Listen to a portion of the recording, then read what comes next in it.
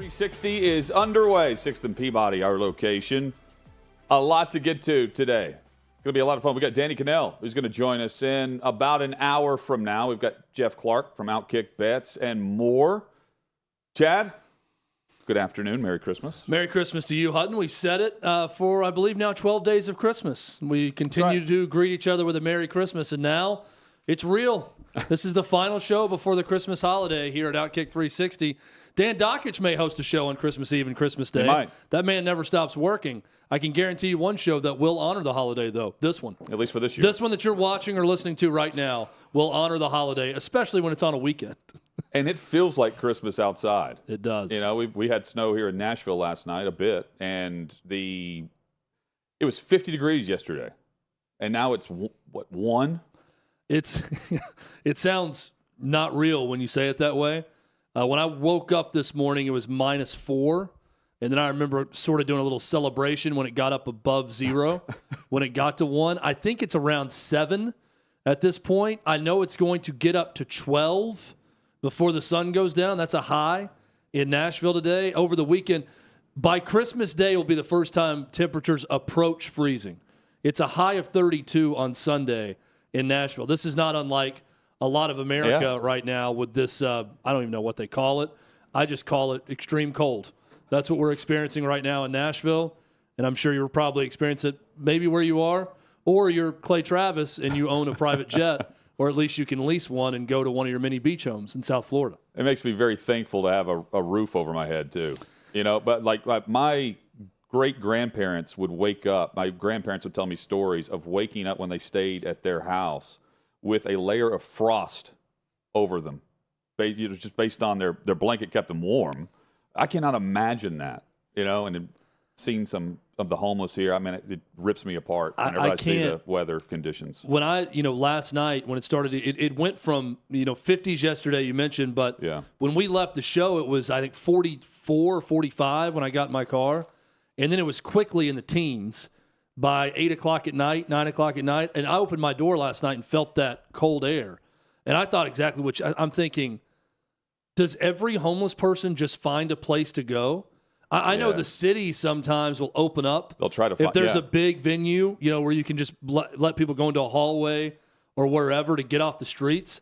But I'm driving in downtown Nashville this morning, and I'm seeing homeless people walking around in the streets or huddled together in the sort of outdoor atrium area of hotels that they have nowhere to go. I mean, it's 1 degree outside. It's crazy to me. And I heard similar stories. My grandfather said when it snowed, they were on the upper level of a small home, and the way the shingles were on the house, that snow could get through. And they'd wake up not just with frost, but with snow on the blanket and have to knock it off at times whenever it snowed. So be thankful if you have a roof over your head. Be thankful for that. Be thankful for heat inside of a home. Yes. I mean, I don't know. You want to talk about how we get softer and weaker through generation to generation? I think it's almost, AD and BC. Before heat and air and after heat and air. There is a clear line of demarcation about how tough you are if you've ever lived your life without heat or air condition in your. I mean, that's amazing to me to think about that now. And yet, I mean, there's still people dealing with it. It wasn't that long ago. No, I mean, our grandparents, my parents at times, I think, lived in homes when they were little where they didn't have heat or air or either. The drop in temperature, much like the drop in the Jets season, they were 6-3. They are now 7-8, and Zach Wilson is going to have to find a new home. It's over in New York for him. I don't know how you regain. I think he lost the locker room, Chad, with the way he handled the post-game presser, a month and a half, 2 months ago? Yep, before they went to Mike White. Yes, and even last night, with as bad as it was for the Jets offense and for Wilson, you can tell when Strebler came in, the offense actually moved the football. They were playing harder for the fourth-string quarterback off the practice squad than they were the number 2 overall pick in a game where they're battling for their playoff lives. Meanwhile, on the opposite sideline, you've got Trevor Lawrence, who continues to play solid football. Since week 12, he has 13 touchdowns. That's the most of any quarterback since week 12. And here are the Jacksonville Jaguars continuing to win. And you've got the Jets in a free fall with plenty of questions at quarterback. But I don't think there's any question about Zach Wilson. I think he's got to find a new location because I don't think he gets the locker room back. I don't have the exact number of starts he's made so far, but it's obviously a very young career now into year 2. This is the 4th time that he has passed for less than 10 completions and less than 100 yards in starts over the course of his career. I do not want to be a prisoner of the moment on this show, but I don't think we're overstating and we're saying he's done with the Jets with that performance. And I'll take it a step further. I don't know that he's a starter ever again in the National Football League. He'll have a chance. He's going somewhere. He may be given a chance, and he may start a game. Yeah. But I really think that if he's starting a game, it's because of injury to someone else, and he's a backup somewhere, or something happened in camp where he has to start. I'm watching Zach Wilson right now, and I'm thinking he's done being named a starter by anyone, not just the Jets. Certainly the Jets can't trot him back out there. Robert Saleh met with the media today, and he would not say whether or not he would start, even if Mike White was healthy. We know our answer to that if he's not answering it. He's not starting. No. Streveler was the leading rusher with 56 yards for the Jets in the short time he played. But they actually picked up first downs. The Jets had 66 total yards at halftime. And, it was 13-3, and the game was over. I mean, they weren't coming back. They weren't putting up 10 points to even tie the game at that point. It's a free fall. And the most surprising part for me, Chad, is even last year, you would see glimpses of why Zach Wilson was highly sought after in the draft. Why the Jets, without a shadow of a doubt, were telling everybody, every report during the draft was they're not going to pass on Wilson at number 2. Like the mock drafts the entire time, Lawrence, Wilson, no question. And now you've got a situation where there's plenty of questions about him. And the question now is, how soon does he, get traded? Well, it's so unfortunate, too, because just how quickly the Jets went from one of the stories of the year, the feel-good stories in the NFL, to train wreck. I mean, there's no other way to describe it. None of their quarterbacks are under contract next year other than Zach Wilson. They're not going to cut him. There's going to be an $11 million cap hit if they cut him. Mm-hmm. That makes no sense. But they're going to have to do something. They're going to have to re-sign Mike White or another quarterback, go into a veteran quarterback market and bring in competition for Zach Wilson that is going to be the starter. And Robert Saleh, I think, is handling it well in what he's saying, look, we don't give up on any of our guys. We're not giving up on Zach. And he said, you can turn confidence around quickly. But he's also acknowledging with what he's not saying that was an atrocious performance. And Zach Wilson, I will give him credit for changing his tone postgame compared to the disastrous postgame before where he said he wouldn't apologize to his teammates for his bad play. He was asked about the boos, and he said, I don't blame them one bit. It was terrible. He didn't duck his performance being awful. So at least he learned from that screw up. And I don't think it's about the weapons around him either. I think they're fine. They're going to improve in that area. They lost out on their rookie back. They have Corey Davis, who is concussed over the last 3+ weeks, and they have a rookie receiver in Garrett Wilson who is very capable of taking over. I think he's offensive rookie of the year. If it's not him, it's Brock Purdy. But this is odd how tough it is because we even saw glimpses of really strong play. Yeah. And now there's no chance of it. And that's why they're 7-8 after starting 6-3. Let me ask you this with just some of the possibilities that will be out there for veteran market. Is it even you're way better with the cap than I am? Could you have a second overall pick on the team and bring in a high-priced free agent veteran option for a year or two, a la Aaron Rodgers, Tom Brady, if you're the New York Jets? How do you make that work within the salary cap? I'm not exactly sure what's all committed to the rookie contract for the number 2 overall pick at quarterback.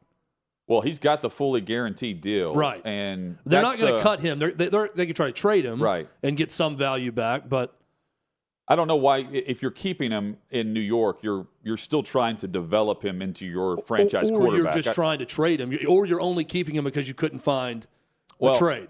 Right. And what they were doing was they were already trying to do that, in essence, with Joe Flacco.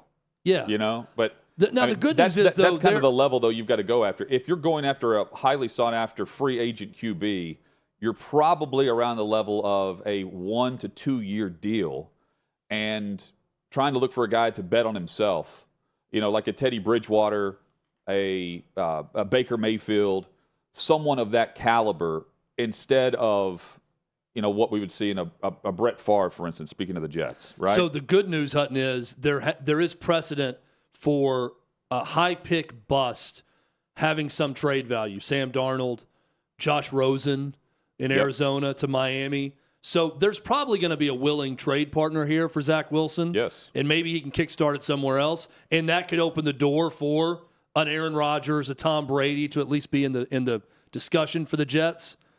But I agree with you. Defense is good. Mm-hmm. Sauce Gardner looks incredible. There's pieces there at Garrett Wilson. You like the young base of the team. They got to go find a quarterback now. But I say it's become a train wreck because you only like the young base of a team if the second overall pick at quarterback is something. Right. And this dude is nothing. He's lost it. He is nothing. And I don't think the there. team's playing hard for him.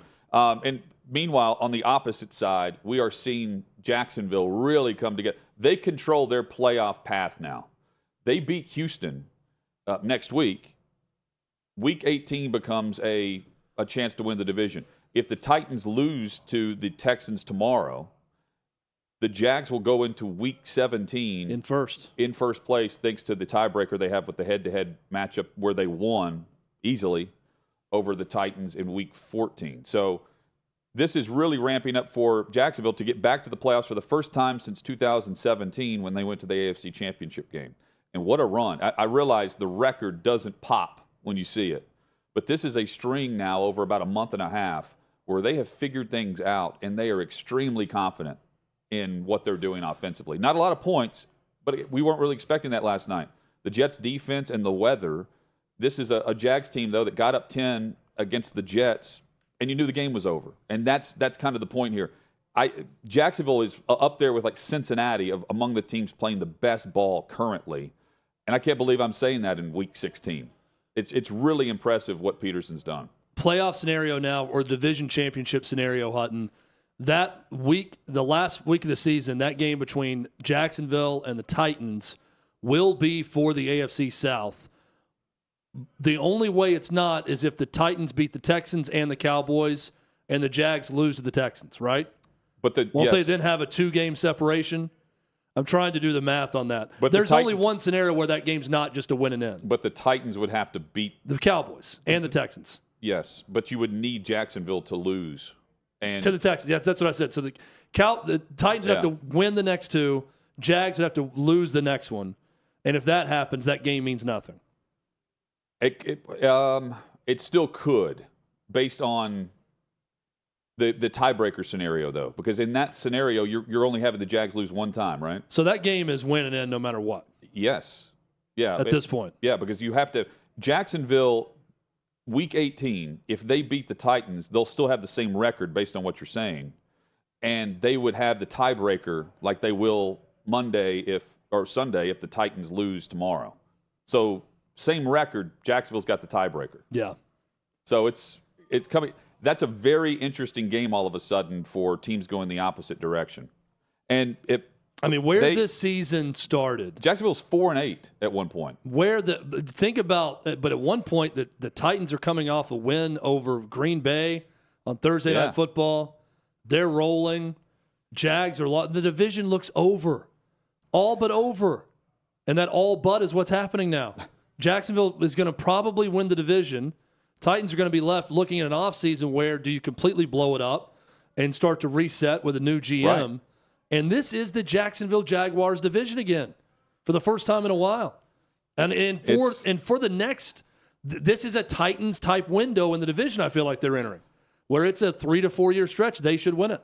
4-8 3 weeks ago, and now they could be playing for the division at home. What a world. Yeah, in the final week of the season. Here's a look at the playoff picture right now. And courtesy of Jacksonville's victory, we saw the Cincinnati Bengals clinch a playoff spot last night. So they're in out of the AFC, and the teams right now elsewhere, Eagles, Vikings, Cowboys, 49ers out of the NFC, Chiefs, Bills, and now Cincinnati. They are also in the playoffs. Titans have the 4 seed currently. They have to play tomorrow. We'll see if that sticks. Ravens, Chargers, Dolphins are your wild card teams out of the AFC. And right there on the bubble, the Patriots and then Jacksonville. But Jacksonville's got to win the division based on their record. Patriots, they've got Cincinnati. On to Cincinnati. Yep. That's not one of my upset picks this week later in the show, Chad. I'm not taking that's the reason I feel good about my elimination pick with New England, because they're playing Cincinnati. And this is what the NFL wanted. When they added that 7 team, there's 5 teams eliminated right now. And here we are entering Christmas weekend, and there are only 5 teams that are mathematically eliminated out of the 32 in the league. 27 teams still are either they've clinched, they're leading their division, they have a chance to get in. That's what you want. That's what makes for more compelling games late in the year, is when you have the Green Bay Packers can go to Miami and win a game, and they're still in the playoff mix. Whereas with 6 teams, you got, 4 or 5 more teams probably already eliminated. Yes. Mathematically at this point.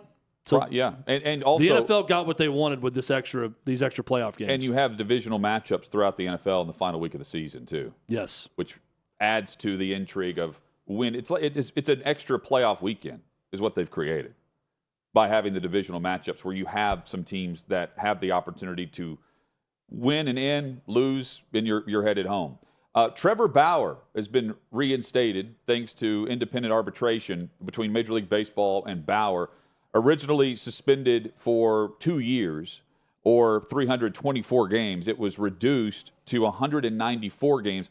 He's only missed 144 total, but he's given credit for the rest of those games because of the fact that he had to sit out for a long time. It was roughly, 3 or 4 months before they actually ruled on it, suspension-wise. He hasn't pitched since June 28th, 2021. The Dodgers have until January 6th to make a move with him if they're going to do so, and I think they will. And he's not going to get paid for the first 50 games of this season to make up for the fact that they're giving him time served, so to speak, for the domestic violence and everything that went on a couple of years ago. And he was not charged with anything legally, right? No. This has gone through the system, and I know there were no charges filed. If the Dodgers elect to not sign him, you'd be crazy if you had the resources not to pick him up. If I'm a Braves fan, I hope the Braves sign him. I don't think there's going to be much backlash at all to this. Trevor Bauer has, throughout this process, whether you buy it or not, has claimed innocence throughout. His agent, Rachel Luba, has claimed innocence throughout, and even said, with accepting this, we still don't accept the fact that he was suspended 1 game through the policy because he's completely innocent of everything. This is very much a he said, she said.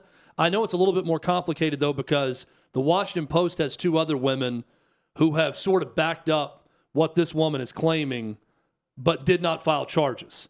So this was from a story of the Washington Post, which makes it a little bit murkier for Trevor Bauer. But I think you're going to have a highly motivated guy that's coming back. If he has kept himself ready at all, he was one of the best pitchers in all of baseball when he was eligible and playing 3 years ago. So I think it's going to be a great pickup for someone if the Dodgers, in that 14-day window, elect to part ways with him.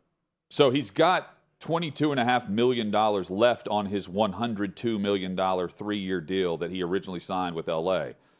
That's guaranteed even if the Dodgers release him. The Dodgers, by the way, are not pleased with the timing of this because, their organization is out for the holidays and they have 14 days to make a roster decision on a 40-man roster. And they weren't pleased with the timetable of all of it. But he was docked $37.5 million due to the suspension.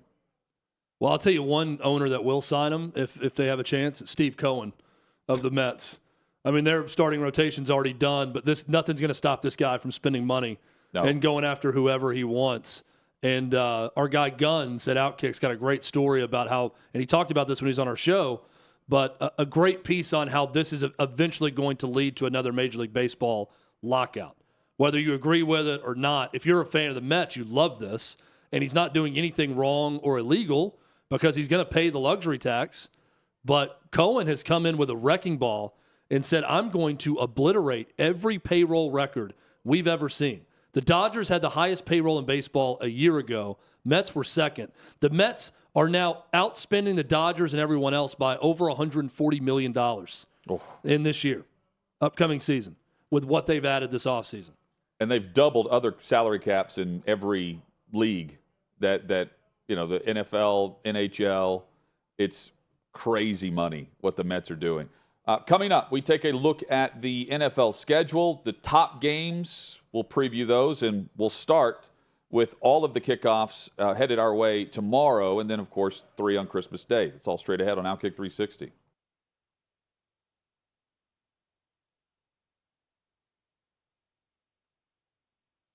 Welcome into the holiday edition of the Trey Wallace podcast. Happy to be joined today by SEC Mike. You guys know who he is. Michael Bratton joins us on this show. Mike, what's up, buddy? How are you?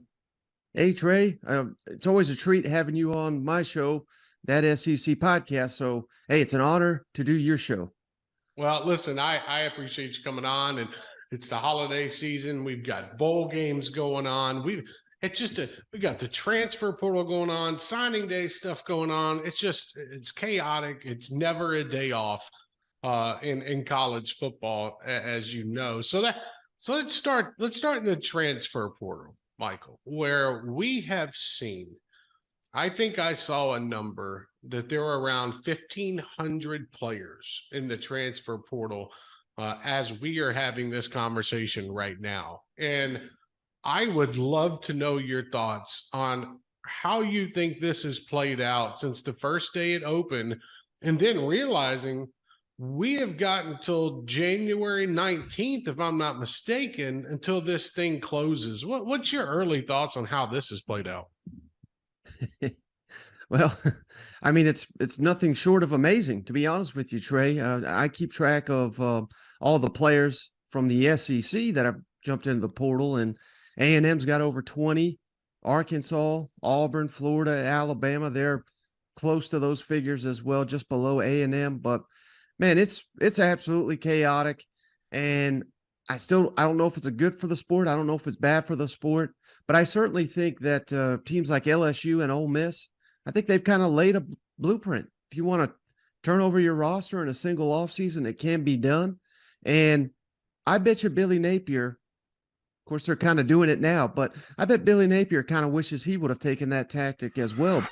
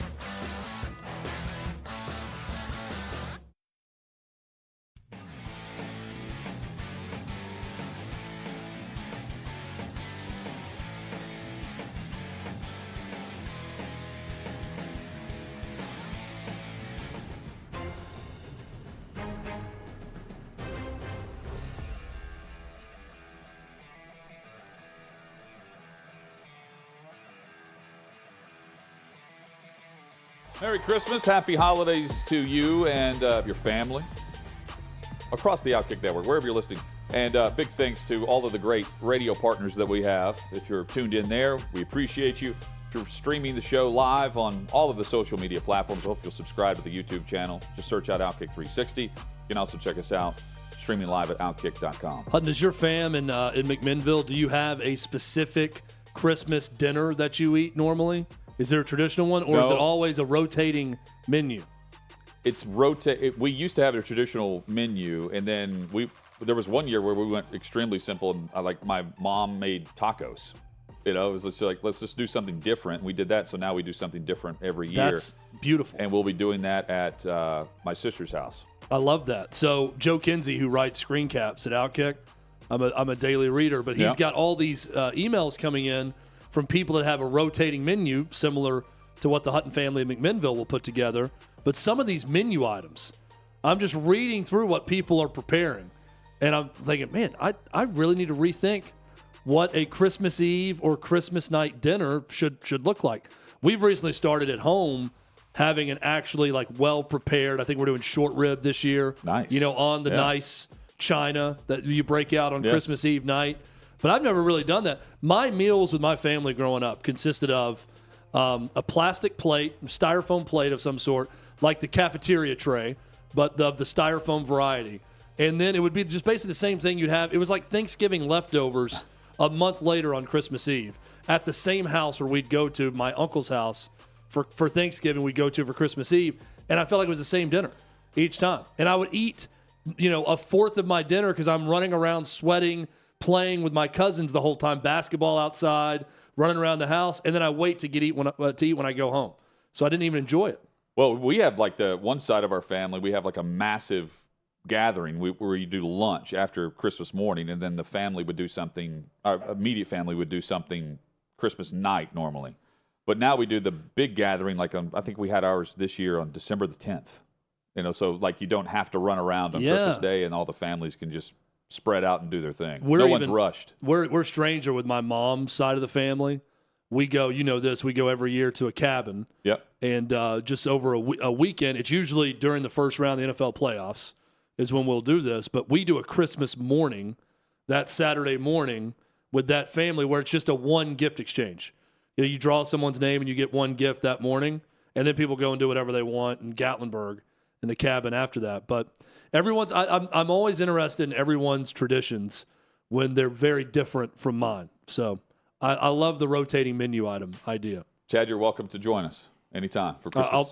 If these roads clear up, Hutton, if it gets above freezing anytime soon, I may be headed down I-24, headed to McMinnville over the weekend. Another tradition, I guess, would be you've got on Christmas Day, a tradition for us would be watching the NBA games. Those would be on in the background. Not the case this year. Well, I haven't watched the NBA in a long time, but I haven't watched the NBA on Christmas in a long time even. But we've got NFL football on Christmas Day. We'll start there and work our way to Saturday. And on Christmas Day, it starts with Green Bay and Miami. Green Bay at 6-8, still alive for postseason play. Aaron Rodgers saying we've got a shot at this. Their three remaining games are against the 8-6 Dolphins on Christmas Day. They've got the 11-3 Vikings, and then they close the season against the Lions, which could be for a potential play-in. Could be if both of these teams continue on their path, or if the Lions slip up once. It's a very intriguing Week 18 in what is a bad division, except for the Minnesota Vikings. But you've got the Detroit Lions playing very good football. Meanwhile, I think the initial take here is, well, the Dolphins will run away with this. They're favored by 4. I don't think it's going to be some easy game for Miami on Fox to kick off Christmas Day. I think this is we find out if Miami is in more of a free fall than what we might think based on their losses to the Chargers and then the Bills. They played really good football against the Bills.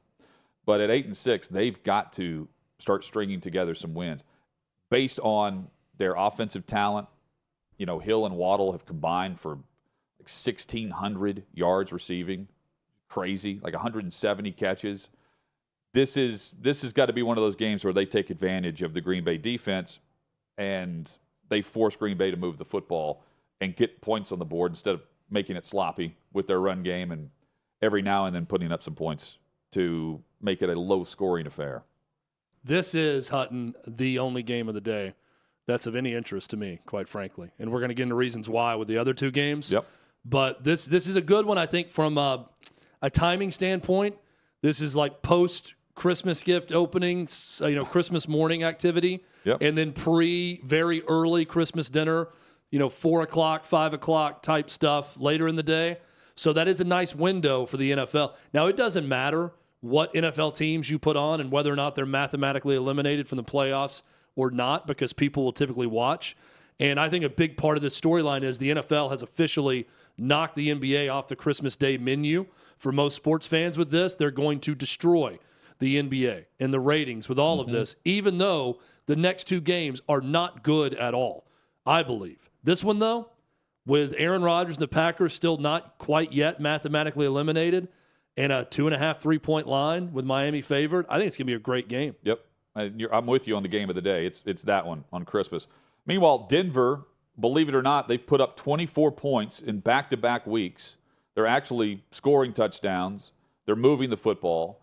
A matchup of really bad franchises right now overall, based on the fact that both of these teams don't have the first-round picks that they would have had they not traded. Now, you can say, well, the Rams, of course, won a Super Bowl by doing that. Denver would have right now, Chad, the third overall selection in the draft if they would not, if they didn't try to trade for Russell Wilson, and that's been a disaster. Meanwhile, the other report, they're starting to hear some rumblings. I won't say report, rumblings that Sean McVay could step away after this season and go. Which we heard last year. Yeah, and he chose to run it back and come back with Matthew Stafford says he's not retiring, that he's not going anywhere. I wonder about Donald, and if we start to hear all of that conversation again. We're already beginning to hear it with Sean McVay, and we're going to have a head coach opening, and what do they do at quarterback in Denver? Nothing, because they're locked in on that massive contract with Russell Wilson. What is it about Super Bowl winning NFL head coaches named Sean and the ability to step away and go make money in television and then just pop right back into whatever, like a Jack in the Box popping up? They'll pop into a great spot somewhere else where they feel like they can win a Super Bowl quickly with a good quarterback once time is up at the place they're at. Brett Rippon versus Baker Mayfield in this game. Didn't think we'd be saying that for a quarterback matchup on Christmas Day when Baker Mayfield this past offseason was in limbo and then started the season with the Panthers. Not ideal in that window of time. Yeah, and I'm rolling with the Broncos here. I don't know how you feel about it. We'll keep an eye on the game, but for fantasy football or whatever purpose you're watching, I'm taking Denver based on they've played okay over the last couple of weeks. You know what's crazy about Denver? Similar vibe I get from watching the Jets you were talking about. I think they're playing harder for Rippon than they were Russell Wilson. I think there's an added little boost of energy with that team than they had with Russell Wilson. That's not a great sign. Tampa Bay and Arizona. The Bucs have looked awful. This is Sunday Night Football, Christmas night. Got Tom Brady against Cliff Kingsbury. They're actually going head-to-head for the first time since Kingsbury was a part of a roster with Brady for a brief moment in time. And there's a report out about the status, through Jeremy Fowler of ESPN, the status of Cliff Kingsbury after this season on Black Monday and whether or not he's going to keep his job. And the Kingsbury camp, whoever is the source here, given the on-field results, any semblance of a relationship with the Cardinals ownership might not be enough to save Kingsbury. Quote, they hold him accountable for wins and losses, a source close to Kingsbury said, before contending that Kingsbury hasn't received the resources he believes are necessary to win. Okay, let's look through the resources. He gets there. They draft Kyler Murray, number 1 overall, in 2019. They trade for DeAndre Hopkins in what is an amazing trade on Arizona's behalf because they didn't trade away future drafts high atop the draft order because you had Bill O'Brien trading away the top player in Houston and really upsetting, at the time, Watson. And that kind of led to the slide where he ends up after signing an extension in September. By the end of the season in 2019-2020, he was demanding a trade. He wanted out because they had traded his top player in Hopkins to Arizona for nothing in return. So they've got Hopkins. This preseason they trade for Hollywood Brown, and they also have their other skill position players who are fitting that style of offense. I'm not buying the whole he hasn't been given the resources, and I think Kingsbury's on the outside looking in from the Cardinals' perspective whenever the season is actually wrapped up. Let me clarify also, Russell Wilson was cleared to play, so he will start on Christmas Day, which still doesn't give me much more interest in watching that game. And with this last game, I think Cliff Kingsbury's done for the reasons you just threw out there. Quite frankly, I've got more interest in watching Cliff Kingsbury versus Tom Brady competing over the same Instagram model in a bar than I do watching this football game. That's the matchup everyone wants to see now that Tom Brady is officially single. So not much interest in those last two games, but Hutton, our Christmas Eve slate of games, offers up some outstanding action on Saturday. Giants and Vikings. Vikings are favored by 4.5, but keep in mind the Giants have so much more to play for in this game. The Vikings, while they had the biggest comeback in NFL history the last time we watched them, they allow teams to get the jump on them early, and they have these comebacks, come from behind wins, and practically every week. I don't know why they can't start fast, but they generally don't. Giants picked up a big win last week over the Commanders, and I would say the Giants, because of the playoff scenarios, Chad, the Giants are a live dog in this, with the Vikings favored by 4.5 because they've already wrapped up the division with last week's come-from-behind win over Indy. And the Giants last week with their win over the Commanders really surprised me and jumped out to me. And this, for that Giants offense, which doesn't have a lot of explosion to it, no, the Vikings defense gives you opportunities for explosion. I mean, 33-0, they're down to the Colts. One of the worst defenses in the league. So I believe the Giants are going to go in and get this done in this game for the reason you said, because the Vikings have wrapped it up. And also, I'm just not buying the Vikings defense. And while I love Dalvin Cook and Justin Jefferson, and even the way Kirk Cousins is playing right now, KJ Osborne had well over 100 yards in the comeback win the other day. Great offense. That defense is going to bury them sooner rather than later. And I think that starts to happen a little bit in this game on Saturday. Yeah, and it's a defense, to your point, over the last 6 weeks, they have allowed on average 31 points per game. And the Colts are awful on offense, and they put up 33 because of the defensive efforts against the slow-starting offense in Minnesota. Intrigued by this because the Giants can be the New York team, not the Jets, that actually started fast and can finish strong over their stretch. And I think the only way that the Giants don't play well is run defense. And that's how the Vikings could get going in this. The Giants' run defense is not good. But this style, Saquon Barkley had his best game in weeks against the Commanders. They got to keep that going. One of the top teams right now, just weekly, the Detroit Lions.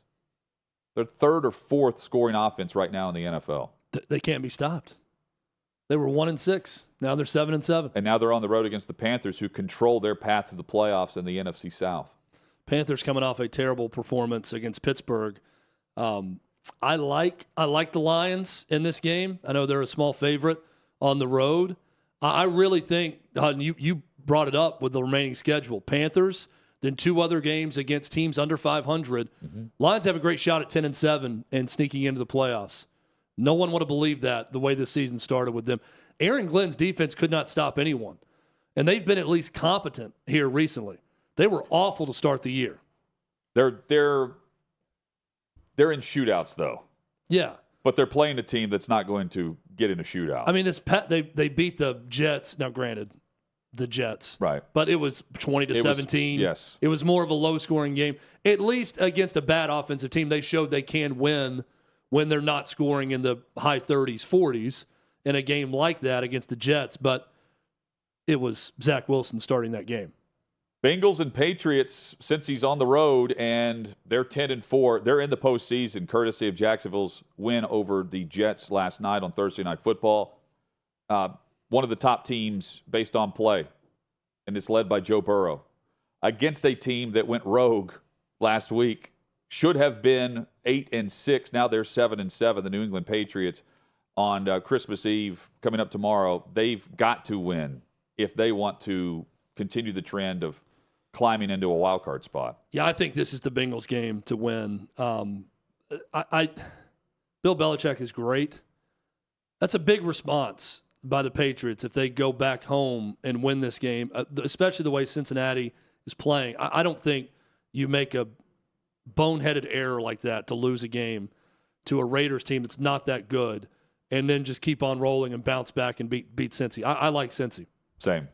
49ers, best defense in the league. They have the best defensive player in the league currently in Nick Bosa, who's outplaying Micah Parsons right now for Defensive Player of the Year. He's been tremendous. And so has the Commanders' defense that will be on the road in San Fran and Santa Clara. And they're getting Chase Young back for this game. So they get their best defensive player back from injury against the solid 49ers defense. Heineke, Purdy. This has the makings of top game of the weekend.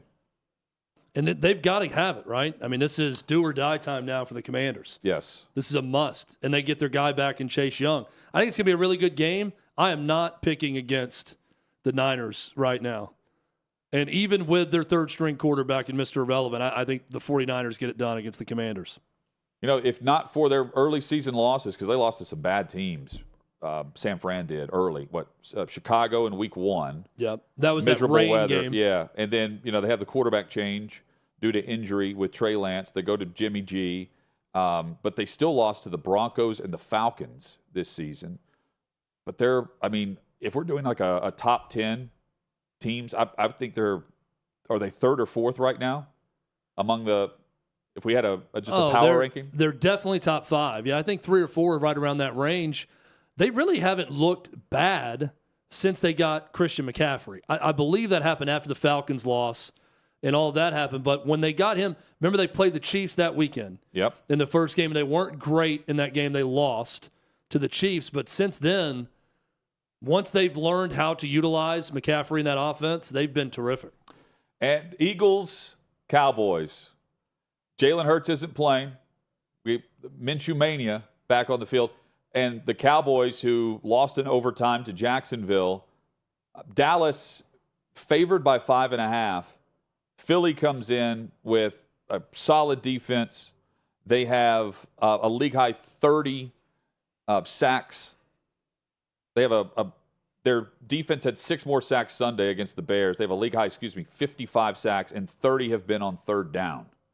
So if they can stop the run, which is tough to do against Dallas with the options that they have, and they do it well, I think Prescott's going to get hit a lot in third and pass.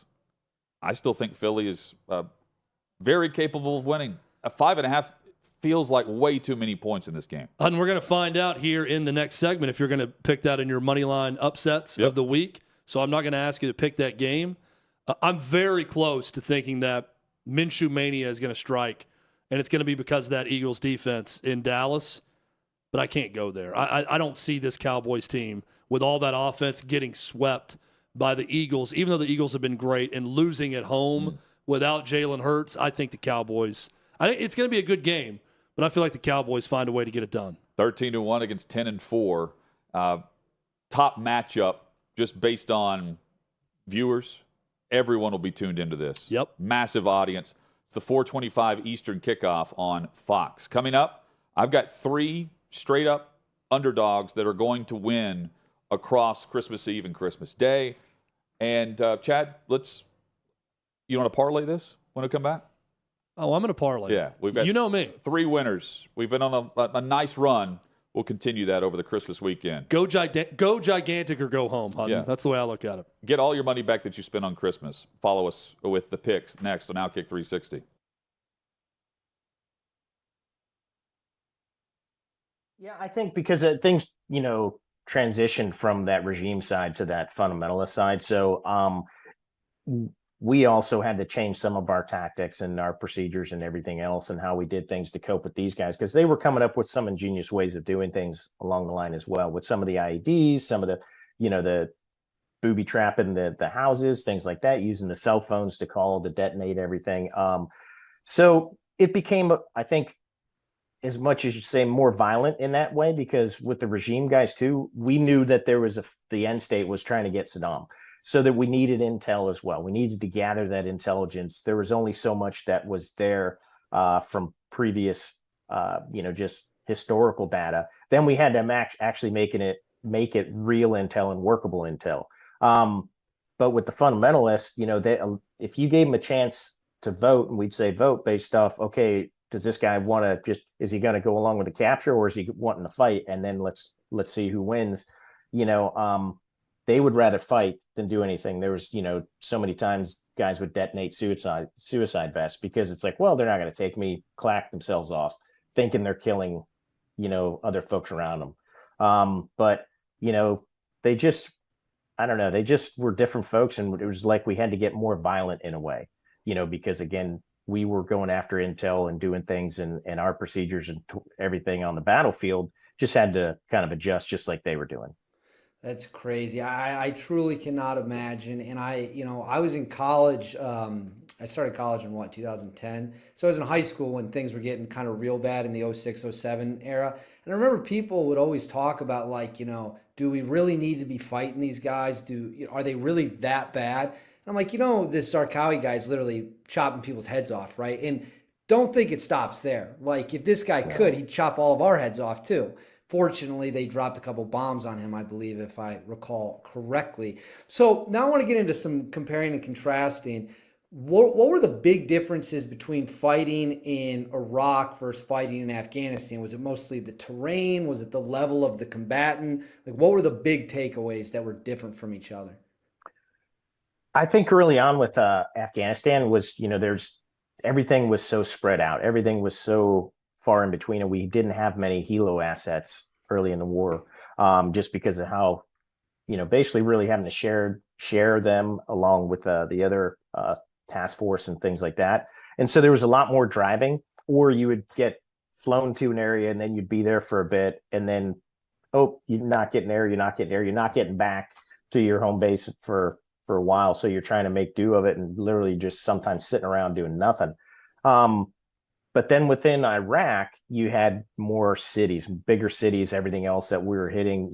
Granted, you had Kandahar, you had Kabul, but everything really wasn't happening in those locations. It was farther out because, where the terrorists had their training camps from, years before us ever getting there. But then within Iraq, they could hide right there in the cities. There were, so much, just open roads, everything around. And everything else, at a lot more built up areas, and it was an easier road system to get around. So it made it easier for them as well to move around.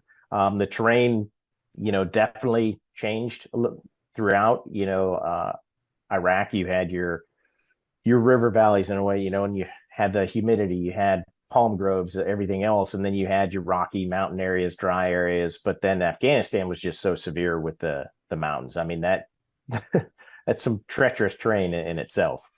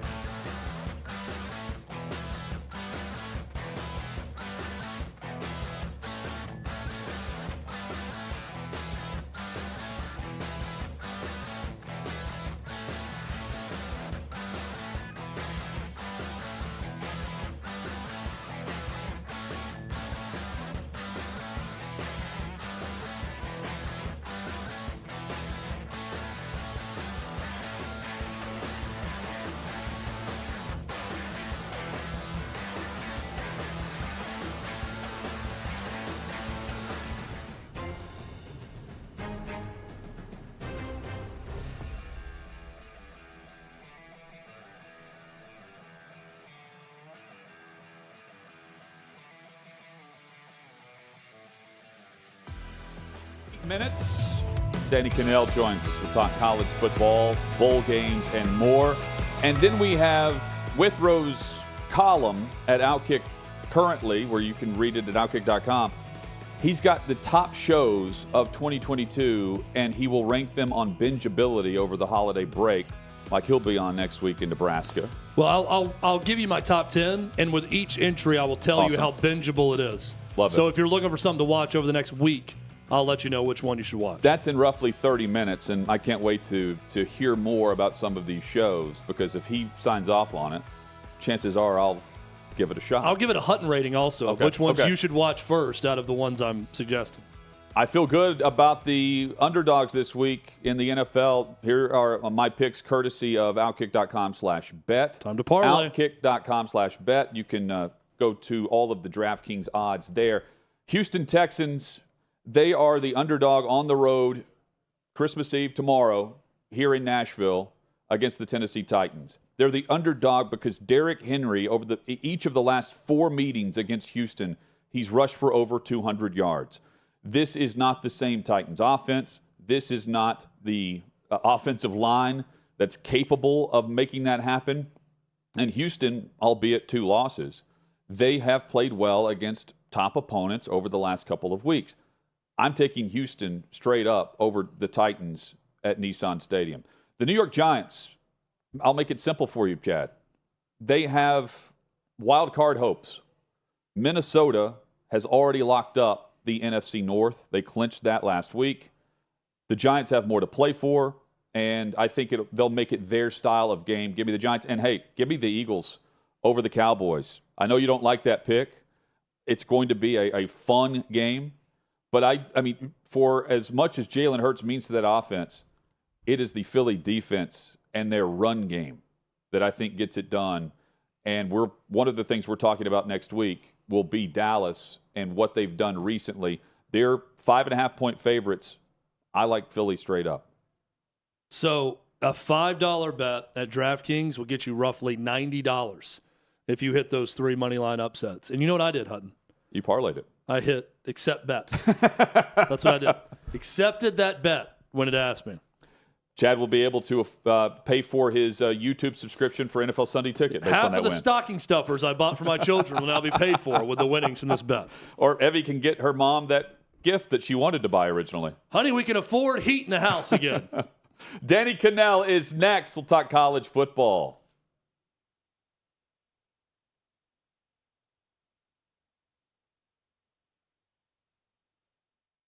College football's in trouble. There's a lot of people trying to keep it from happening. I think it's a general consensus across the college football landscape. We want to play football. College football is a huge part of the fall. It's a huge part of Americana itself. It just really felt like people in the country needed college football to just feel a little sense of normal. Big news from the Big Ten as the conference releasing its 10-game football schedule. We go home thinking that we're going to be practicing the next day. Everybody gets a text, stay home, everything's canceled. Big Ten fall football season has been canceled. We just believe collectively there's too much uncertainty. I guess what I'm trying to understand, though, Kevin, is that was the same position you had 6 days ago. The Big Ten is an unmitigated disaster. There was a ton of confusion. There was presidents saying one thing, there was coaches saying another. Players had to be silent, coaches had to be silent, ADs had to be silent. People said, how does what you just did make any sense? And nobody really knew what the heck happened when they voted to cancel the season. You make this huge historical announcement, and then Kevin Warren never does a press conference to explain it. It was like a masterclass in how not to handle a crisis. The word really that was lacking in all of this is transparency. It felt like a lot of stuff was happening behind closed doors. Even today, we still don't know what occurred. So you don't tell us parents, that's fine, but you're not telling the young men that it affects. We have to make a decision to save the season. What about the history books? What about the rivalry games? What about Paul Bunyan's axe? How is that not going to go to a team this year? This is a failure of epic magnitude. The Big Ten presidents and leaders should be held accountable for the disastrous decisions that they're making. Then the commissioner doubles down, saying his decision will not be revisited. And that's the point. It felt like a war was declared on the Big Ten and Kevin Warren. Everything turned political. Because if this is medical, then you would have stopped the game of football a long time ago. I think the Big Ten leaders will tell you that they probably made a mistake in hindsight. If I had the chance to do it all over last year, I would make the same decisions that we made.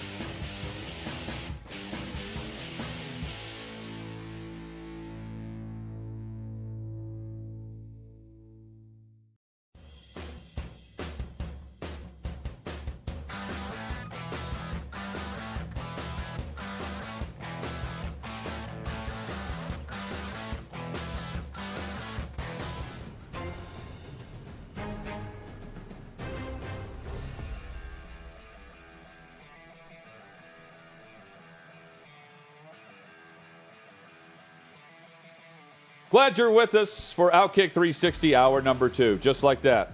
Just like that. Off and running on the Christmas Eve's Eve edition. Festivus. That's right. Merry Christmas, Happy Holidays, December 23rd, everyone. Festivus. Plenty of football discussion with, of course, the NFL last night with Thursday Night Football, and then a great slate coming up on Christmas Eve and then Christmas Day. And here we are with the best bowls about to be on deck and served up for us next week. Danny Kanell joins us to lead off the hour from Bet Online, presented by Bet Online, and you can check out Bet Online for updated bowl lines, props, and futures. Danny, great to have you back on the show. Hope all is well. Everything is fantastic. I wanted to be at home in front of my home computer, but Christmas traffic had other plans. So I got caught up, was running a few last-minute errands, picked up my daughter.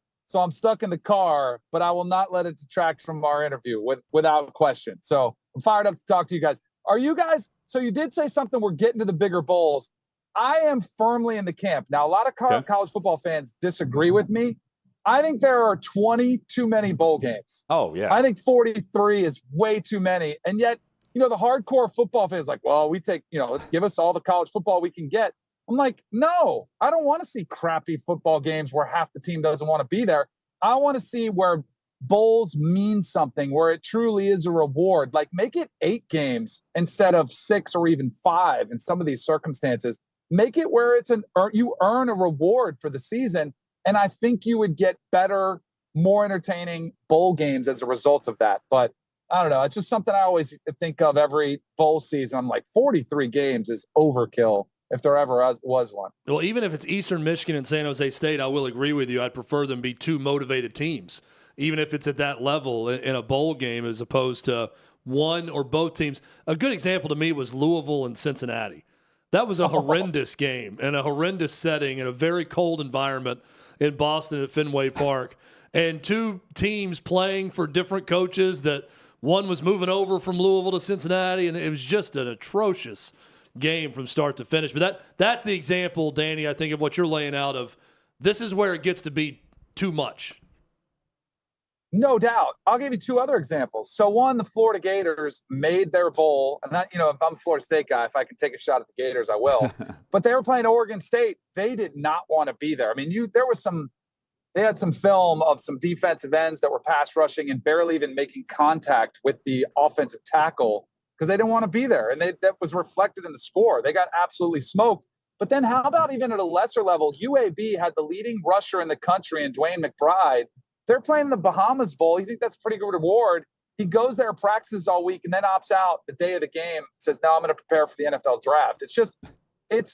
There's got to be a solution. I think it's less bowls. Some people say it's money. You have to start paying these players, which I do think would help get the performances up, and you would see players trying a little bit harder. But I do think there's an issue where it's just diluted too much. There's just too many games. Danny Kanell, our guest. Danny, I'm looking at the lines courtesy of Bet Online, and honestly, people ask me who I'm picking. I have no idea with these games. I don't know how Vegas figures this out based on the fact that you really, to your point, we don't know which players are in and out and which are trying or not. The motivation of the factor of that makes everything really unknown for me.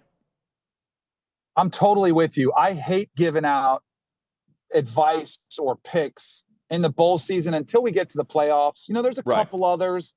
I think it was a huge sign that Will Anderson Jr. and Bryce Young are playing for Alabama. I think that's big. Probably you want to lay points with Emma, but I totally agree. Wait, if you really want it, because hey, look, let's be honest, we want some action on these bowl games. I would say wait till the very last minute to make sure the right guys that you think are playing are going to play. And then the other thing that can kind of be fun is live betting. If you watch a team and you see a team that looks like they don't want to play and they didn't show up, you can sometimes jump on some value during the games. But it is a crapshoot trying to pick a lot of these bowl games that are out there because you don't know, first of all, who is playing and then who actually wants to be there. It's just a massive crapshoot. Yeah, one value play may be jumping on Houston, who is a touchdown favorite over UL Lafayette, and they currently trail 13-0 with 7 minutes left in the second quarter, if you were so inclined. Hey, Danny, I wanted to ask you about Drake May in North Carolina. Pat Narduzzi goes on a radio show and says not one but two different SEC programs offered him $5 million to transfer. Drake May talks to Pete Thamel of ESPN today and says that's just not true. That's not reality. No one's talked to me or my family, but does allow for someone may have talked to, I heard from a high school coach that someone reached out to them, or one of our representatives, someone may have reached out to them, but it's not like there was an official offer made for $5 million.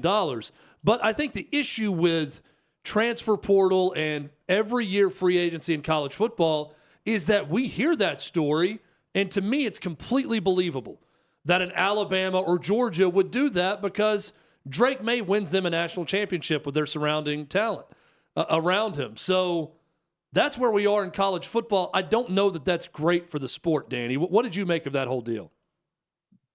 So I agree with everything you said. I don't think it's great for the sport. I do. So Pat Narduzzi's got a beef, right? I mean, he wants to air it out because last year he had Jordan Addison, who won the Fred Biletnikoff Award. He even lined up. I talked to him on my radio show a week before Jordan Addison entered the transfer portal. And I was like, hey, what's going on with Jordan Addison? He's like, oh, we've secured some deals for him. He's going to stay here. He's going to be a Pitt Panther. A week before he announces. Now he gets, USC gets a better offer. He decides to leave. And Narduzzi, famously called Lincoln Riley, chewed him out, let him, whatever went on behind the closed doors happened. So Narduzzi was somebody who felt that pain firsthand of losing one of his best players. And so he's trying to bring light to it. Everybody is, because it is happening, and no one wants it to happen except for the players, because the players have all the leverage. Like, we've had this massive pendulum swing in college football and basketball, where for the last 50 years, the players had zero leverage. Like, they were stuck, and some of it was really ugly circumstances. Like, they couldn't transfer without sitting out a year, even if they did have sick relatives. They were restricted. Coaches were able to bounce. But instead of finding a middle ground, the pendulum has swung all the way to the other direction, where the players have all the leverage. They have more leverage and more power than NFL players do, because NFL players sign multi-year deals. They're under contract and they can get fired, and lose that money. It's not guaranteed. These deals, you can take it for 1 year and you can enter the portal again in another one. If you've graduated, you can transfer multiple times without having to sit out a year. And the thing that's frustrating to coaches is they're used to, they don't like distractions. That's a word we always hear. But they also like structure. They want to have a plan in place. How do we build our roster? What are our needs? What are our, what positions do we need to fill? And if they don't even know if their starting quarterback is going to come back in the case of Drake May, how do you plan who's going to recruit? How are you going to hit the portal? And it's very frustrating. That's why Jimbo Fisher went off yesterday. It's why Jeff Traylor at UTSA said he has he's got proof for the NCAA players trying to poach their, teams trying to poach his players. It's a massive problem, and everyone's looking around complaining about it, and yet no one is coming up with solutions or like restrictions, because there does need to be some regulation on all this player movement. And until we get that, we're still going to see this Wild West, which is still going to unfold, and it's going to be a problem. And you're going to see more and more turnover on rosters like we've never seen before. Jimbo Fisher complaining about it is rich, and pun intended with that. And I said the same about Nick Saban. People are crushing me. Oh, did you say that? Yes. Saban saying it about Jimbo Fisher was hypocritical at the time also. I mean, all these classes for these guys are bought and paid for to some way, shape, or another, even going years back. I mean, that's been the case. And I'm with you, Danny. I'm all for players making money and making what they deserve off name, image, likeness, and all that. But here's an issue with this that I think it's not the Drake May thing that bothers me. It's the two best receivers from the SEC in the portal, Dominic Lovett from Missouri, Ra Thomas from Mississippi State, are both going on the same day to Georgia together. Mm-hmm. This whole system with the transfer portal, the initial idea was, hey, this isn't going to be all bad for the lesser programs. They're going to be able to get good quick, and they're going to be able to compete with the other. No.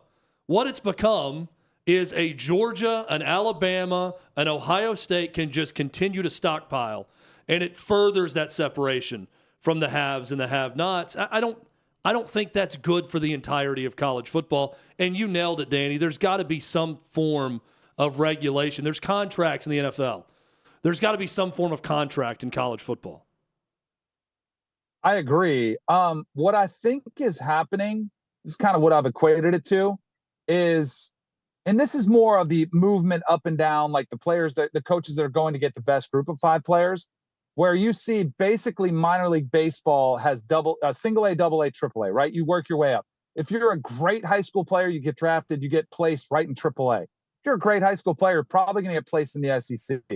If you're okay, you get, you go to a place that's probably a double A type school. If you're just okay to get a scholarship, you might go to somewhere with a single A. But much like minor league baseball unfolds, if you go and you rake at single A, you get called up. Well, guess what happens? If you play well at UTSA, you're going to get called. You're going to get called from some of the bigger schools, and they're going to call you up, so to speak. Same thing, double A. You go, let's say you go to a Pitt, which I would say is probably double A, like in the college football landscape. You're going to get pulled up to USC, who is at that triple A level, especially as far as money's concerned. So I think that's working itself out. It's also, if you're triple A, if they think you're good, like a JT Daniels, you get sent down. So he goes to a West Virginia after Georgia and USC, by the way. And then now he goes to single A to go to Rice, where maybe that's where so the talent will kind of sort itself out. But the bigger problem, I do think, is what you're talking about, is that Georgia, Alabama, the teams with the deepest pockets, with the most passionate fan bases, and the biggest desire to win and spend are going to be able to just secure their spot at the upper echelon of college football. And that's like one of the reasons we're going to 12 teams is to try to give more fan bases hope. There's going to be a lot more hope and a lot more teams that'll get to the playoffs. But as far as changing who wins it, you're still going to see Georgia, Bama, Ohio State, the usual suspects there, because their rosters are 90% 4- and 5-star players. And it's incredible the talent gap that exists between even Georgia and other teams in the SEC and Bama and the other teams in the SEC. And yet it's why they're still at the top year in and year out. Danny Kanell joins us on OutKick 360, courtesy of Bet Online. Danny, of the 3 teams not named Georgia in the college football playoff, which of the 3 have the best chance to win the national championship? I think it's Ohio State. And then I think it's Michigan, and then I think it's TCU. I think Ohio State is a really dangerous opponent for Georgia because I always like, and we've seen Bama do it before, when you get like a second life, when you get a second opportunity, which I would say that's how I'd categorize Ohio State. I don't think they earned their way into the playoff, and they were really upset about that when I voiced that opinion to Ohio State fans, but they still got in. Like, and now that they're in, I think they're dangerous. If they can protect CJ Stroud with an offensive line that is pretty massive and has done a pretty good job of doing that, they still have weapons. Even without Jackson Smith and Jigba, they could present some problems for Georgia defensively. And it's not going to be easy, but I think they can put up some points. And we might see Georgia for the first time all season have to play from where they haven't been, which is behind. You know, like Georgia has not been tested where they've had to rely on their offense to win games for them. Their offense has played great. Stetson Bennett has put up big numbers, and they played great against LSU in the SEC championship game, but they haven't played from behind. And I think that's something where Ohio State has the offensive firepower to be able to put up some points and potentially be in that position in a little bit of a back and forth game. I do think Ohio State's defense is better.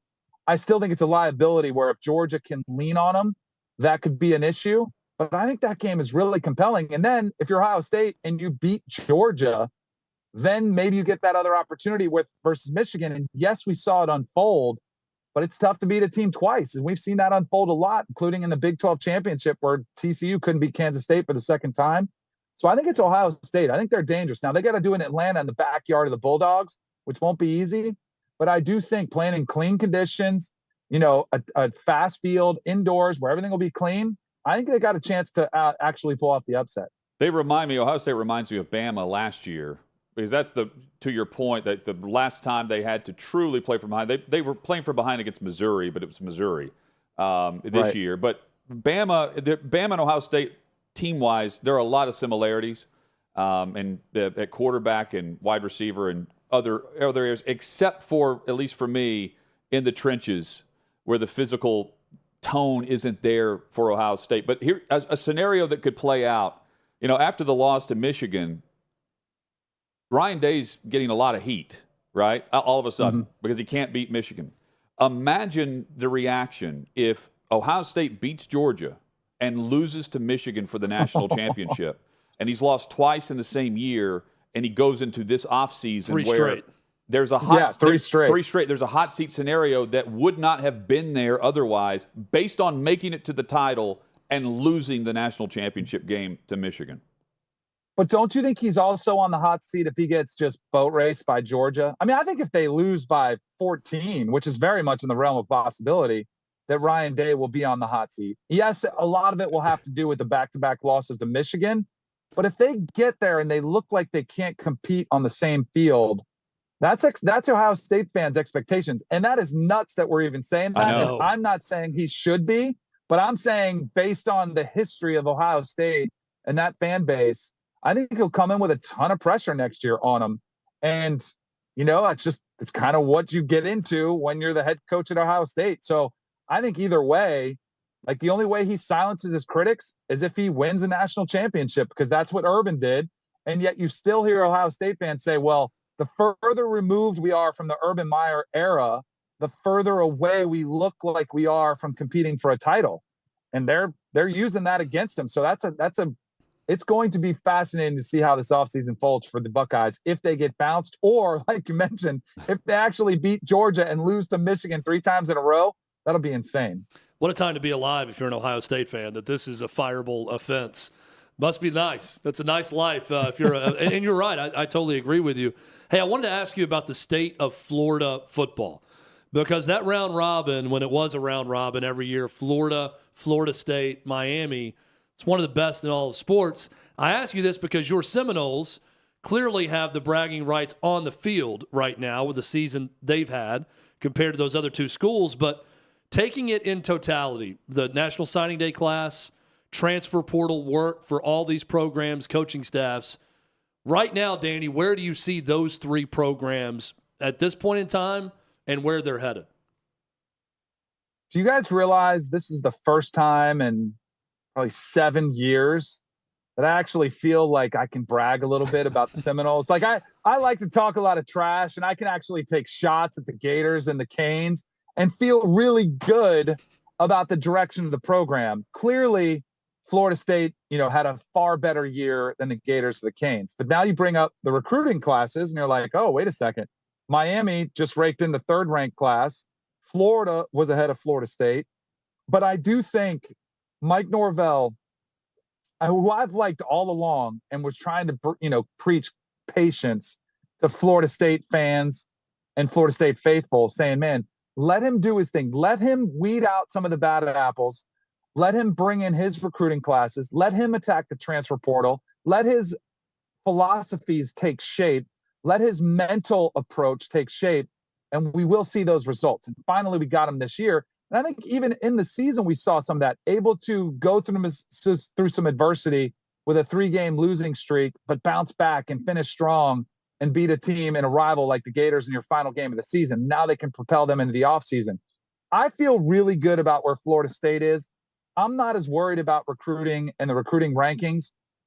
I was a little bit surprised that it wasn't higher. I would have expected maybe top 15 or top 10. But one thing that I really like what Mike Norvell has done is the job that he's done in the transfer portal, whether it's graduate transfers along the offensive line. A guy like Dylan Gibbons, who has been a staple, the transfer from Notre Dame has been fantastic.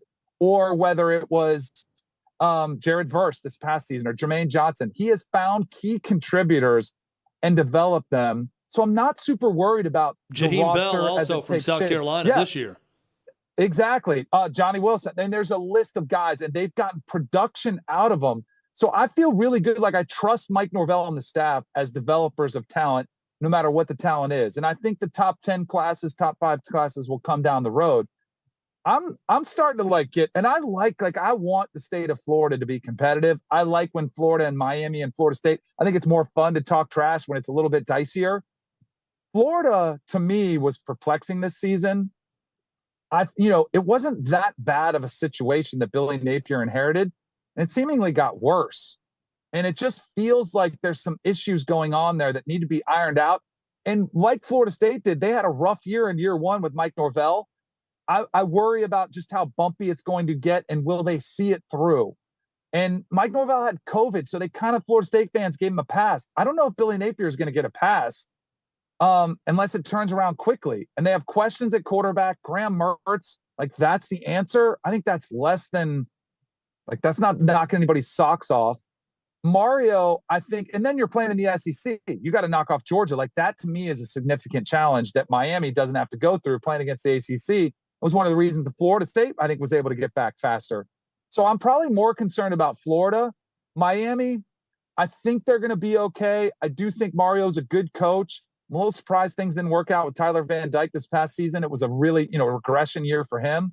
But I do think Miami, because of playing in the ACC, I think they'll be able to get back more competitive, at least in the final records, be able to get an 8 or 9 win season, which will at least buy you time, buy you more support from the boosters. I'm a little bit more worried about where the Gators are right now. Check out Bet Online for updated bowl lines, props, and futures. Danny Kanell has been our guest. Happy holidays. Merry Christmas to you, Danny. We appreciate you as always. Always a great chat, and you've arrived at your destination, so happy shopping. I have, and I can go with my Big Nick energy. You guys like my sweater? Oh, that's a great sweater. I need one of those sweaters. We also need those palm trees in the background because it's currently 7 degrees outside here in Nashville, and I'm seeing those palm trees. I'm really jealous. Stay warm, fellas. Have a great Christmas. We'll talk to you soon. Yeah, Same man. to you. Thank you. Danny Kanell. Awesome. Awesome chat there, and full of solid analysis with CBS, SiriusXM, and thanks to Bet Online as well for making it happen. Chad, when we come back, we have Withrow's top 10 shows from 2022 and the bingeability rating for you. With the holidays here, maybe you got some time off, you want something to do over the weekend, Chad's got you covered. Hutton has seen one of these shows, I think. So the rest could be all new to you. That's next on OutKick 360. Welcome into the holiday edition of the Trey Wallace podcast. Happy to be joined today by SEC Mike. You guys know who he is. Michael Bratton joins us on the show. Mike, what's up, buddy? How are you? Hey, Trey. It's always a treat having you on my show, that SEC podcast. So, hey, it's an honor to do your show. Well, listen, I appreciate you coming on, and it's the holiday season. We've got bowl games going on. We got the transfer portal going on, signing day stuff going on. It's chaotic. It's never a day off in college football, as you know. So let's start in the transfer portal, Michael, where we have seen, I think I saw a number that there were around 1,500 players in the transfer portal as we are having this conversation right now. And I would love to know your thoughts on how you think this has played out since the first day it opened, and then realizing we have got until January 19th, if I'm not mistaken, until this thing closes. What's your early thoughts on how this has played out? Well, I mean, it's nothing short of amazing, to be honest with you, Trey. I keep track of all the players from the SEC that have jumped into the portal, and A&M's got over 20. Arkansas, Auburn, Florida, Alabama, they're close to those figures as well, just below A&M. But man, it's absolutely chaotic, and I don't know if it's a good for the sport. I don't know if it's bad for the sport, but I certainly think that teams like LSU and Ole Miss, I think they've kind of laid a blueprint. If you want to turn over your roster in a single offseason, it can be done. And I bet you Billy Napier, of course, they're kind of doing it now, but I bet Billy Napier kind of wishes he would have taken that tactic as well.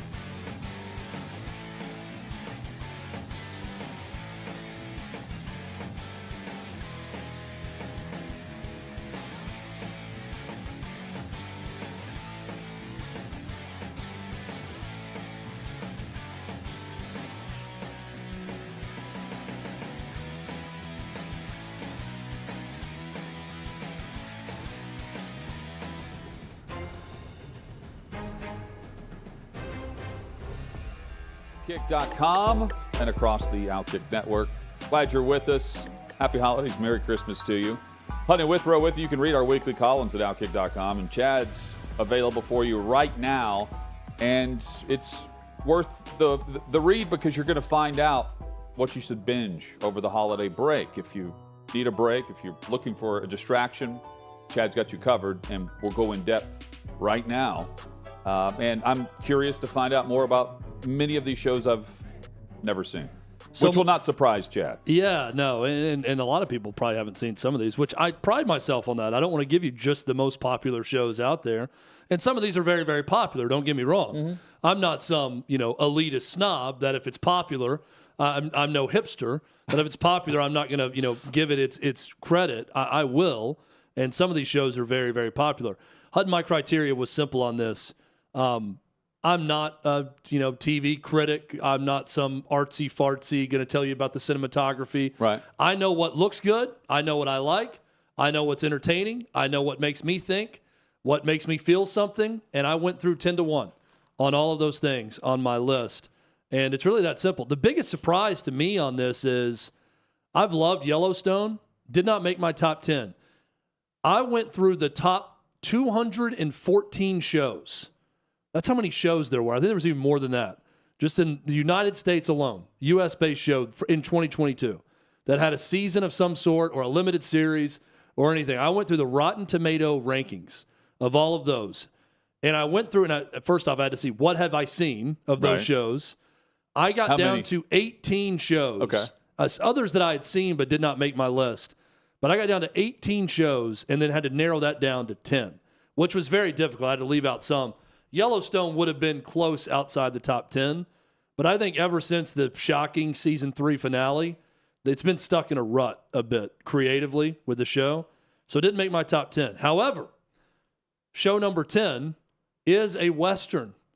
It is described as a Western, a neo-Western sci-fi series. Number 10 is Outer Range on Prime Video. I love this show. Josh Brolin in the lead. Tom Pelphrey, who plays the troubled brother in Ozark to Wendy Bird, is one of the sons. Great in Ozark. It's on a Wyoming ranch. Josh Brolin's character is a guy named Royal Abbott. And basically the premise is simple. When he's out, ranching his land, he comes across a huge black hole in the middle of his property. And weird things start happening from that point on. So there's sci-fi elements to it. It's family drama mixed in. I was on the edge of my seat. I loved it. It has been renewed for a second season. Many will ask that. They're not going to start watching if it's one and done and it ends on a cliffhanger that you're never going to know the ending to it. This one will have a second season, though, at least at Prime Video. The black hole makes me think of this has a Lost feel to it. A little bit. There's one I'm going to get to that's way more Lost, though, than this show. And it's not because it's not overrun with the sci-fi stuff. There's flashes of it, and it's clearly going to get more into the explanation, but it's not as big of a part of it. Number 9 has got a little sci-fi to it, but mainly it's just a psychological thriller. Severance on Apple TV+. A lot of HBO and Apple TV+ on my list. This is Adam Scott, who's terrific. Ben Stiller directs every single episode. It's a little bit comedy. It's a little bit romance at times. It's strange, but it's one that you can't stop watching and trying to figure out what exactly is going on at Lumen Industries, which this is based around. And the whole concept is simple. It's explained in the beginning, but basically where you could have a brain for your work life and a brain for your home life. And the moment you leave your place of work, you don't know what you're doing at work, and it completely turns off that brain. Same goes for your home life. You don't know what you do every day. And then when you go to work, you're doing it. And then you go home, and it gets in a little bit of both sides of the brain with that. The concept is, to me, is great. Really good season 1. It's been renewed for season 2. Wait, how bingeable is this, though? So bingeability, Outer Range, very bingeable. You could watch this over the holiday. I would say the same for Severance. And it does end on a big enough cliffhanger that's going to make you want more. So I'd almost say you could wait till season 2 starts, and then it could go right into season 2, and I think it's going to come out early 2023. So I might wait on this one. Another one I think is highly bingeable is my number 8 show of the year, Tokyo Vice. I don't know how many people watch this, but when I saw the description, I'm thinking, how is this not a blockbuster? It's Ansel Elgort in the lead, Michael Mann of Heat and other big-time blockbusters, great American film director, directs the first episode of it. He's the producer. I think he directs the first and the finale of the first season. It has been renewed for a second season. It's on HBO Max. It is the true story of a guy named Eric Edelstein, who is an American journalist who became the first foreign-born journalist to get a job working at a Tokyo newspaper. And it goes through the process of what he had to do in learning Japanese, learning the culture, learning how things work at this newspaper to get the job, and then launches into the criminal underworld of the Yakuza, the crime family in Japan. This is and right how up my he alley. infiltrates it. It is. You're speaking my language here. It is and really, the fact really that well it's done. a true story. Really, really That's well what's done. very gripping. Hud, it makes me want to watch the book, or not watch, read the book. Tokyo Vice is the name of the book as well, from Eric Adelstein. And with this streams where? This is on HBO Max. Yep. I should just look at the screen. I'm surprised this didn't get more buzz throughout the year. Number 7, another one that got kind of some late buzz, Slow Horses on Apple TV Plus. Season 2 is now available. The rare show that launched, I think, March of 2022, and they had shot 2 or 3 seasons all together. So they've already launched Season 2 by the end of that year. Season 3 will launch sometime in 2023. Another one that's based on a book, a series of novels by Mick Herron. Concept is simple. It's Gary Oldman, who's terrific. But it's a group of like an island of misfit toys of MI5 agents that they're cast off to this professional purgatory of Slough House. And they're basically doing clerical work. But in doing this, they stumble upon a huge plot that threatens all of England. And they're the ones that have to go out and solve what's going on. Okay. So they're like the Avengers or whatever. Kind of, but if the Avengers were, very slow-witted for most of them, or like at wannabe action stars that aren't quite good at it. Yeah. That's the misfit group you get here, and it's based on a series of novels. Really well done. Really enjoyed it. Highly bingeable, the first season. We're going to get to some more that are even more bingeable. 6, Hutton, on my list. 1899, season 1 on Netflix. Has been renewed for a second season. This is a German show. If you like this, I would say go in this order. So highly bingeable if you're looking for something to watch over the holidays. Watch 1899. If you liked Lost, you're going to love 1899. It is very Lost-like. It tells the story of a ship in 1899 that sails from England to the United States, and on the way to the United States, they come across a ship that is abandoned, that's been lost at sea for months, and they board the ship, and no one's on it except for one little boy. Dun, dun, dun. I'll leave it there. And that's where... And then is that episode 1? That's in episode 1. The craziness goes from there. It is really, really good. I'll try to pronounce the names of the creator. It's a couple, Baran Bo Odar and Janji Fries, 2 German creators. And if you like this, go back and watch the show Dark. All 3 seasons of Dark available on Netflix. You can watch it with the language dubbed into English if you don't like subtitles. 1899, I think, features 11 different languages in the cast because it's a group of people from all over the world on this ship. So if you're okay with subtitles, half of it's probably in English, and then the rest is in subtitles. Or you can dub it. Is it as easy to follow as Narcos? Narcos is way more subtitles. So yes, but yeah.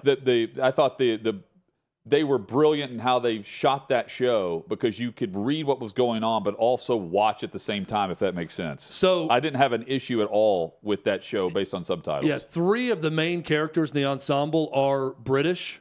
Okay. So they speak English, and then the other main character is German but can speak English. So there's a lot of English in it. It's not all subtitles, but when for instance, there's a Mandarin storyline.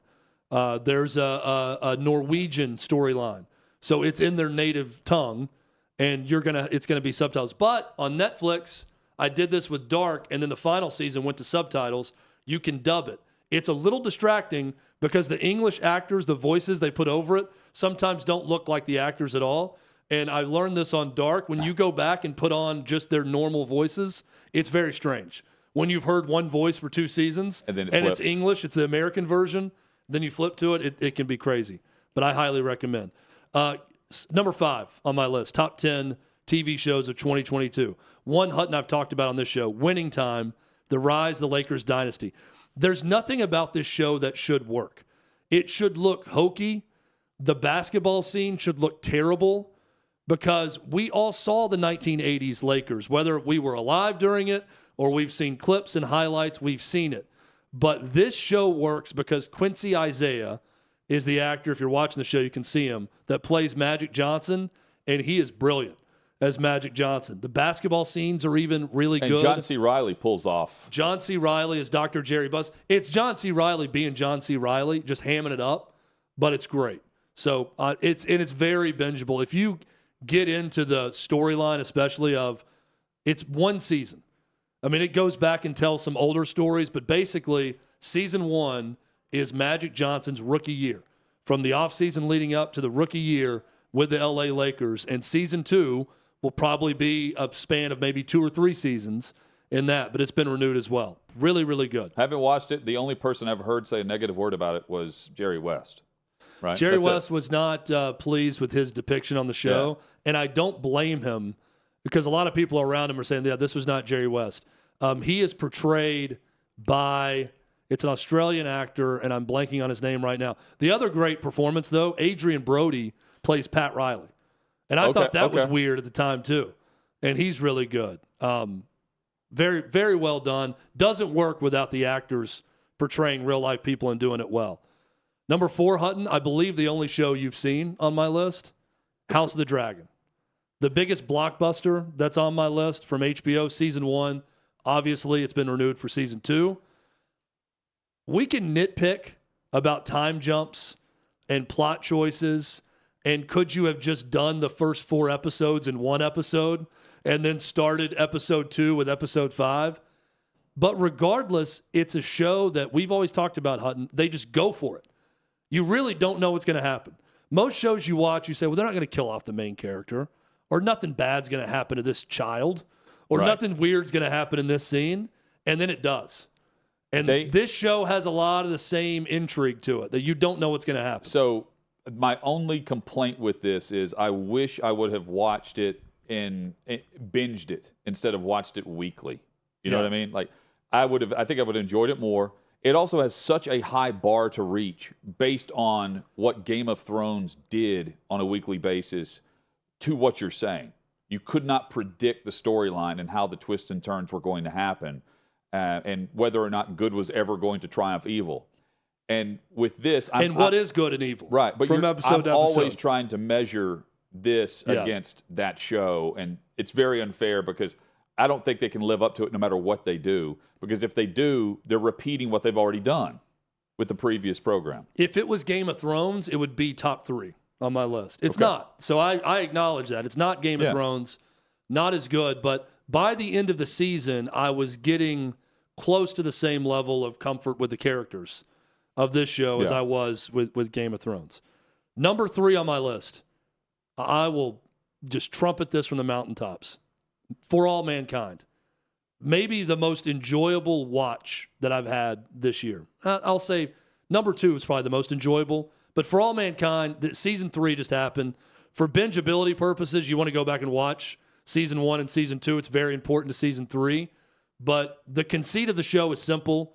What if Russia was the first to the moon and not the United States? And what would happen in the 60s? From that time? And then it's the domino effect of what could happen with global politics, with women being quicker into the women and minorities quicker into the space program, what that looks like. Really, really well done. I love this show. It's going to be on for 7 seasons. Wow. I think because Apple just has so much money, even though this is expensive, they love the vision of the creators of it. It's going to be 7 seasons. It's going to end in like 2060 something. It started in the 1960s, and by the end of the series, we're going to be 40, 50 years in the future of what the space program could look like. So what it would be over the 100-year span. Yes. So For All Mankind, season 3, that sounds cool. Apple TV Plus. Number 2, I was talking about this with Colin, our radio producer before the show, The Bear. It's on Hulu. It's on FX, Hulu. You can stream it right now on Hulu. Hutton, the most bingeable show on this list. Why? Every episode is 21 to 47 minutes long, 8 quick episodes. It is going to plop you right in the middle of this Italian beef sandwich shop in Chicago, and it follows Carmi, who is a high-end New York City chef who has to go home to take over the family sandwich shop after the suicide of his older brother. It is so well done. It doesn't, if you just said it, oh, it's an Italian sandwich shop in Chicago, it doesn't sound great. It works on every level. It makes me hungry watching it. If you love food like I do, then you're going to love this show. But the characters are fully formed. There's drama. There's comedy. It's really, really good. Trust me on that. The Bear Season 1 has been renewed for a second season also. You can catch it on Hulu. Finally, Hutton, another one I believe you've seen. And you have you seen it in? I have not. I have not fully caught up on number 1. But I don't disagree based on how, again, I haven't heard any complaints about your number 1 option. Yeah, and this is more of a Lifetime Achievement Award. I probably could have put The Bear at number 1 or put For All Mankind Season 3 at number 1. But Season 6 is great. It's the final season of Better Call Saul, which is my number 1 show of the year on AMC. I just thought they stuck the landing so well. It's so hard with a show like this, especially when it's attached to a show everyone has loved since 2011. Sorry, 2008, I think, is when Breaking Bad debuted. When you look at it for that long a period of time, so we're talking about 14 years, and then Better Call Saul as both the prequel and sequel to Breaking Bad time-wise. Yeah. It's close to perfection. The pace of it, the 6th season. There were times where I'm thinking, are we going to get to these moments we saw, at the start of the year where it's in Omaha and then it's not? It's perfectly done in the end. So that is my number 1 show of 2022. I will probably write my top 10 documentaries that I've seen in 2022 also, or docuseries. At some point for OutKick. In 2023, there will be a documentary on Withrow and how he has time to watch all of these shows and also keep up with 360. When you have a wife that goes to bed very early and kids that go to bed at 8:30 and there's not a sporting event on every night that you want to watch, you can usually get like an hour to hour and a half of TV in, and that's how I pace this out to see these shows. But that's my top 10 list. What was the worst show you watched of the 18? I don't typically even start watching something that I don't love. I'm trying to think of something I just started and immediately stopped this season. I'll give you one that I just don't understand the appeal to is Euphoria. I watched the first season, and critics love this show. And it's basically about high school drug addicts. Maybe it's above my head. I don't get the appeal to it. It's interesting for a few episodes, but then it's just, I don't know. I don't like it. That's one I don't love. He loves all of the 10 that he's listed here, and take his advice. If one pops out to you based on the plot, the storyline that you can read at OutKick.com, binge it and let us know what you thought. Let Withrow know if he was on the money. Tell me where I'm an idiot, too. If there's one that's not in the top 10 that you're thinking you're crazy to not include this one. And I can tell you, if I haven't seen it, obviously I didn't put it in, but there's a bunch of shows people recommend to me that I've never gotten a chance to watch that I need to get to. Coming up, we'll discuss the 50th anniversary of the Immaculate Reception, and we've got the NFL injury reports for you to get you ready for the weekend, your fantasy team or the team you may be facing, and the impact of some of the players lost for Week 16. That's next on OutKick 360. Yeah, I think because things, transitioned from that regime side to that fundamentalist side. So we also had to change some of our tactics and our procedures and everything else and how we did things to cope with these guys, because they were coming up with some ingenious ways of doing things along the line as well, with some of the IEDs, some of the, the booby trapping the houses, things like that, using the cell phones to call to detonate everything. So it became, I think, as much as you say, more violent in that way, because with the regime guys too, we knew that there was the end state was trying to get Saddam. So that we needed intel as well. We needed to gather that intelligence. There was only so much that was there from previous, just historical data. Then we had to actually make it real intel and workable intel. But with the fundamentalists, if you gave them a chance to vote, and we'd say vote based off, okay, does this guy want to is he going to go along with the capture, or is he wanting to fight? And then let's see who wins. They would rather fight than do anything. There was, so many times guys would detonate suicide vests because it's like, well, they're not going to take me, clack themselves off, thinking they're killing, other folks around them. But, they just, I don't know, they just were different folks. And it was like we had to get more violent in a way, because again, we were going after intel and doing things, and our procedures and everything on the battlefield just had to kind of adjust just like they were doing. That's crazy. I truly cannot imagine. And I was in college. I started college in 2010. So I was in high school when things were getting kind of real bad in the 06, 07 era. And I remember people would always talk about do we really need to be fighting these guys? Are they really that bad? And I'm like, this Zarqawi guy is literally chopping people's heads off, right? And don't think it stops there. Like if this guy could, he'd chop all of our heads off too. Fortunately, they dropped a couple bombs on him, I believe, if I recall correctly. So now I want to get into some comparing and contrasting. What were the big differences between fighting in Iraq versus fighting in Afghanistan? Was it mostly the terrain? Was it the level of the combatant? What were the big takeaways that were different from each other? I think early on with Afghanistan was, everything was so spread out. Everything was so far in between, and we didn't have many helo assets early in the war, just because of how, basically really having to share them along with the other task force and things like that. And so there was a lot more driving, or you would get flown to an area and then you'd be there for a bit, and then, oh, you're not getting there, you're not getting back to your home base for a while. So you're trying to make do of it and literally just sometimes sitting around doing nothing. But then within Iraq, you had more cities, bigger cities, everything else that we were hitting. Granted, you had Kandahar, you had Kabul, but everything really wasn't happening in those locations. It was farther out because, where the terrorists had their training camps from, years before us ever getting there. But then within Iraq, they could hide right there in the cities. There were, so much, just open roads, everything around. And everything else, at a lot more built up areas, and it was an easier road system to get around. So it made it easier for them as well to move around.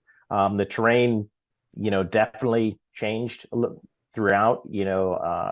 Iraq, you had your river valleys in a way, and you had the humidity, you had palm groves, everything else, and then you had your rocky mountain areas, dry areas. But then Afghanistan was just so severe with the mountains. I mean, that that's some treacherous terrain in itself.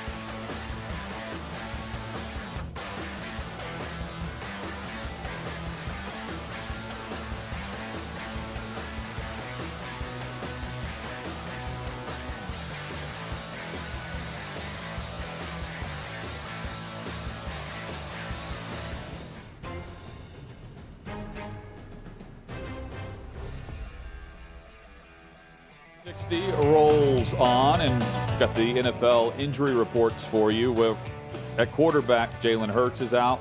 Ryan Tannehill will not play this week. And also Lamar Jackson needs at least another week to play. Kenny Pickett, though, he's been cleared. He's cleared concussion protocol, and he told reporters in his first visit with the reporters since the concussion that he self-reported his concussion symptoms. He said he felt fine, went back out on the field, and that's where the vision started to get blurry. He said he felt weird and self-reported it to where they took him out. And he said things were just going so fast, and that's when the symptoms starting to come up on the field. He had to go inside. What he did, though, is he saved someone's job by doing this. Can you imagine if word got out that he had a concussion and played the rest of that game after what we've seen this year? I thought they'd be so overly cautious after the Tua stuff, but yet this is not. I mean, this continues to happen. Yeah. Remember the Jacoby Myers, the Patriots deal where it was Troy Aikman spotting it, and he was still, and if they didn't stop the play, I mean, it wasn't someone in the. It's odd to me. Well, and we're starting to see a turn. I don't think we're fully there yet from the players' perspective. I think, though, we are starting to see players lean in more to the protocol and the symptoms and actually take what they should do, take time away to make sure they're okay before they return. I think far too often you tried to hide that. You tried to trick the test on the sideline. I still think they're very capable of doing that in some way, and that's why you have the spotter up top. But I think we're getting to more of an era where players are being careful with this. And when I first started in an NFL locker room in 2005, players, it was frowned upon if you left the game because you had a didn't want to concussion. lose their paycheck, you know, and they felt like they wouldn't have a roster spot. It's a different era, and that's a good thing for the league. We discussed the top plays with the Immaculate Reception on top. That's next. College football's in trouble. There's a lot of people trying to keep it from happening. I think it's a general consensus across the college football landscape. We want to play football.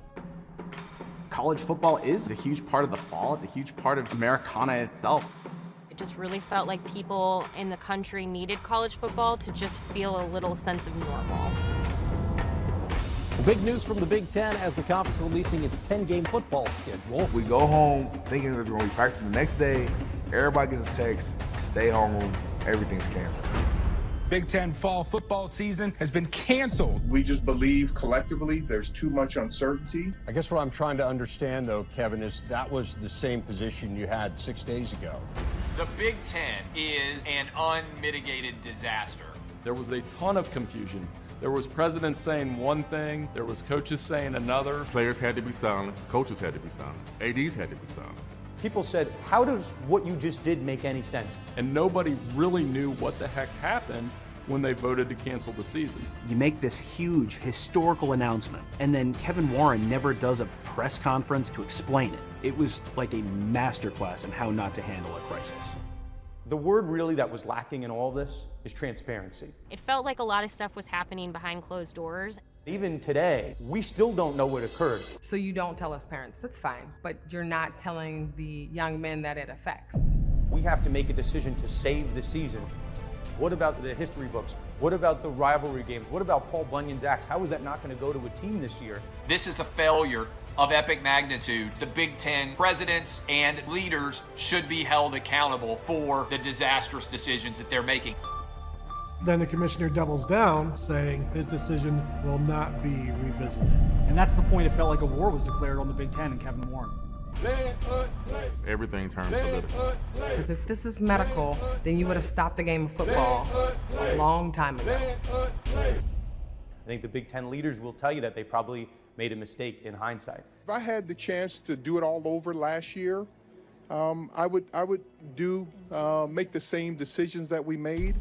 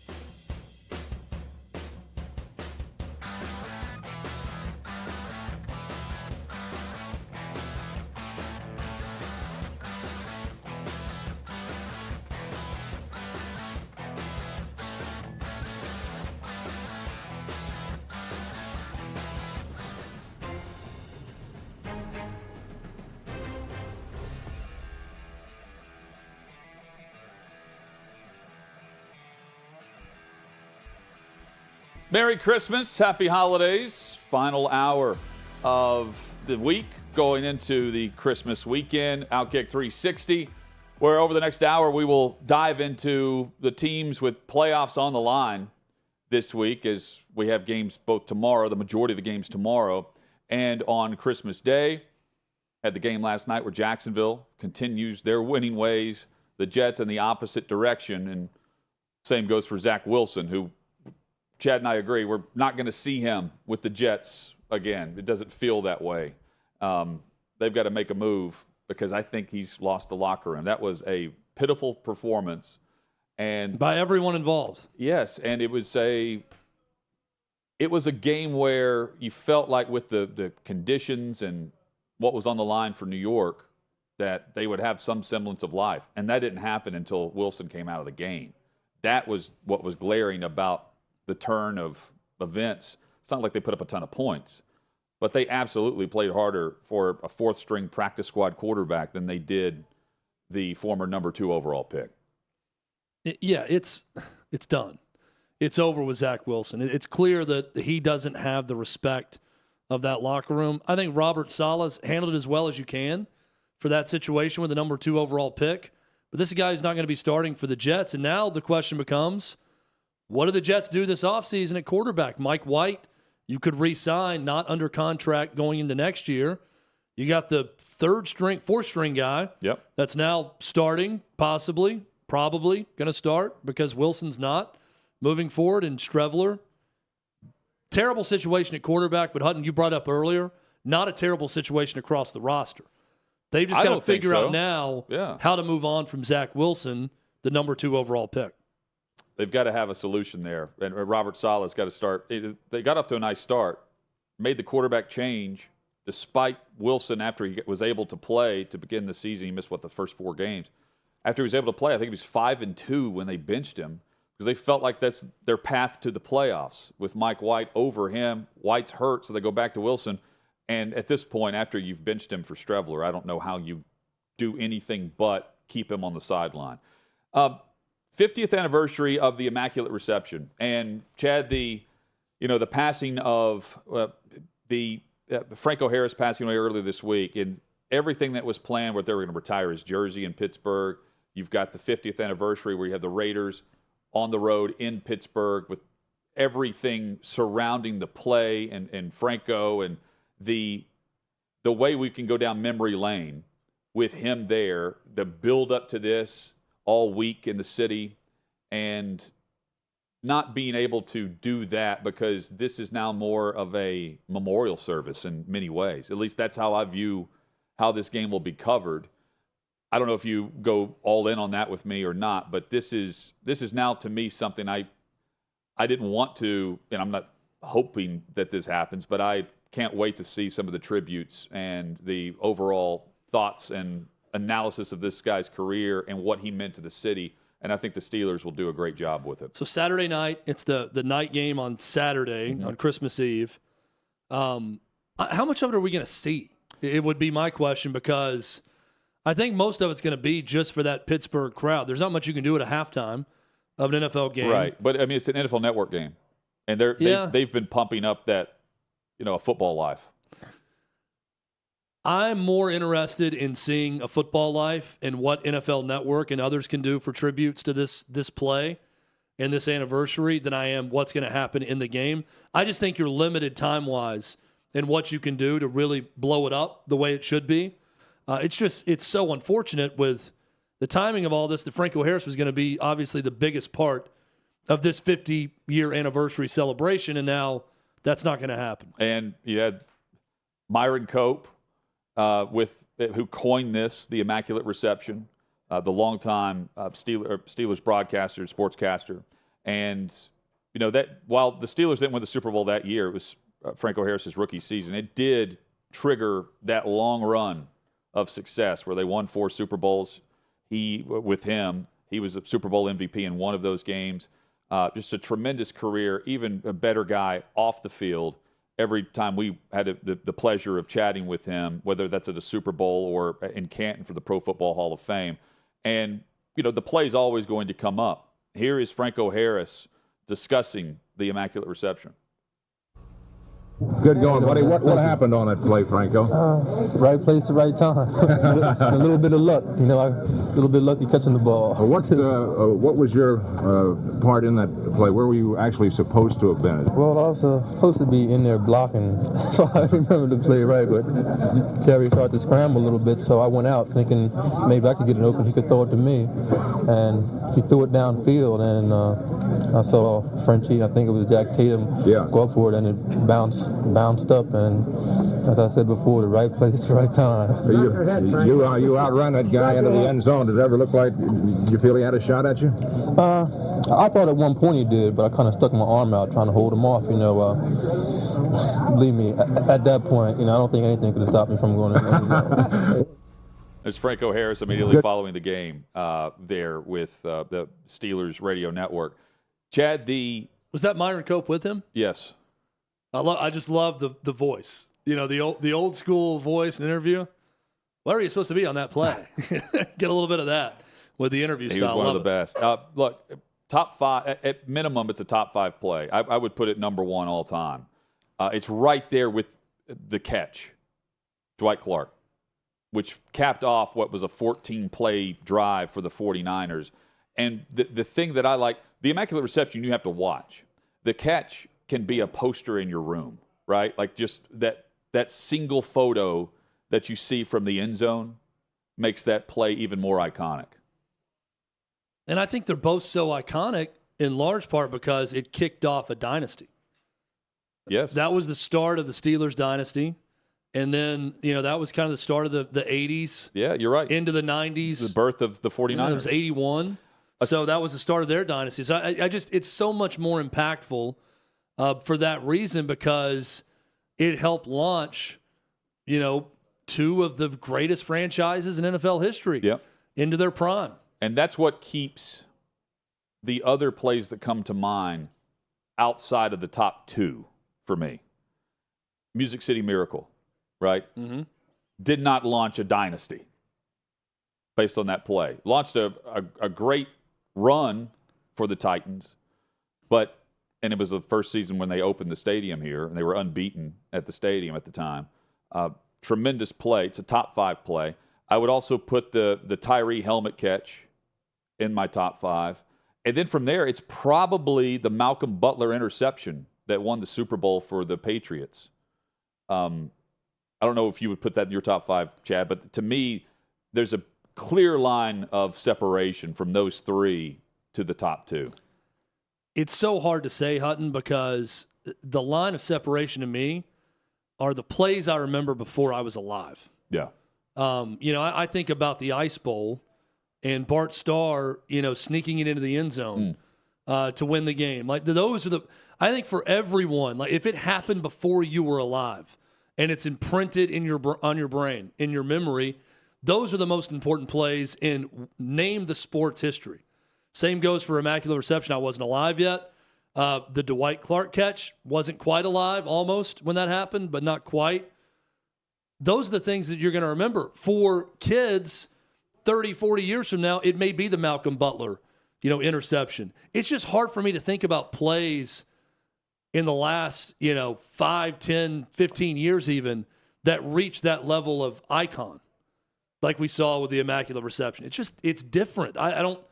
It's hard to quantify, but it's very different. There's a folklore to it, right? Yes.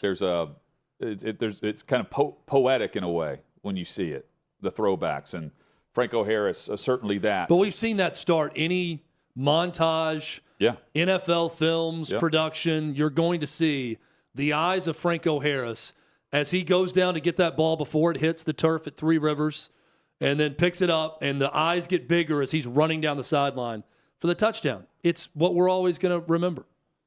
Again, the 50th anniversary and all the tributes you can catch tomorrow night as the Steelers host the Raiders. Plenty of games to discuss now with Geoff Clark of OutKick.com. OutKick.com/bet is where you can go to get the greatest info on all of the lines and all of the games from all of the top leagues through DraftKings.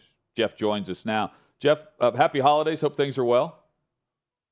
What's up, fellas? Thanks for having me back. Excited to be talking football with you. Yeah, absolutely. What's your lock of the weekend from the NFL? My favorite look this weekend is going to be the Chicago Bears plus 8.5. This is my personal opinion, but I view the Bills as more of a finesse team, and I think the weather conditions favor the Chicago Bears style more so than the Buffalo Bills. Also, road favorites of 8 or more this season are 0-8 against the spread, and they have a minus 9.9 ATS differential in those spots. They're only 5-3 straight up with a plus 1.1 margin of victory. So these big home dogs are keeping the games close with these big road favorites. And based on the styles of these two teams, I think the Bears are going to come within the number. Chicago is the best running team in the league, and the Buffalo Bills are the worst tackling team in the league. So give me the Bears plus the points. I think they're going to get the ground game working here. So that's probably my favorite look of the week. And I know that you also like Cincinnati, and after watching the end of that Raiders-Patriots game and that huge mental gaffe, I also like Cincinnati, and not anything to do with the Patriots right now. Why the Bengals, though, -3, Geoff? Well, I'm more or less fading Mac Jones. Cincinnati, or Joe Burrow, gets the praise he deserves. He's an MVP candidate. I think he's top 5 in the MVP odds according to DraftKings. But I think what gets overlooked in the Cincinnati team is really how strong their defense is. Their defense is getting healthier coming into this matchup. Trey Hendrickson, who broke his wrist 2 weeks ago, is already practicing and ready to go. They're going to get an elite slot cornerback, Mike Hilton back, who was injured a couple weeks ago as well. Mac Jones has the second worst QBR in the league. He doesn't have the benefit of a good offensive scheme to help him out, and the New England pass catchers are pretty terrible as well.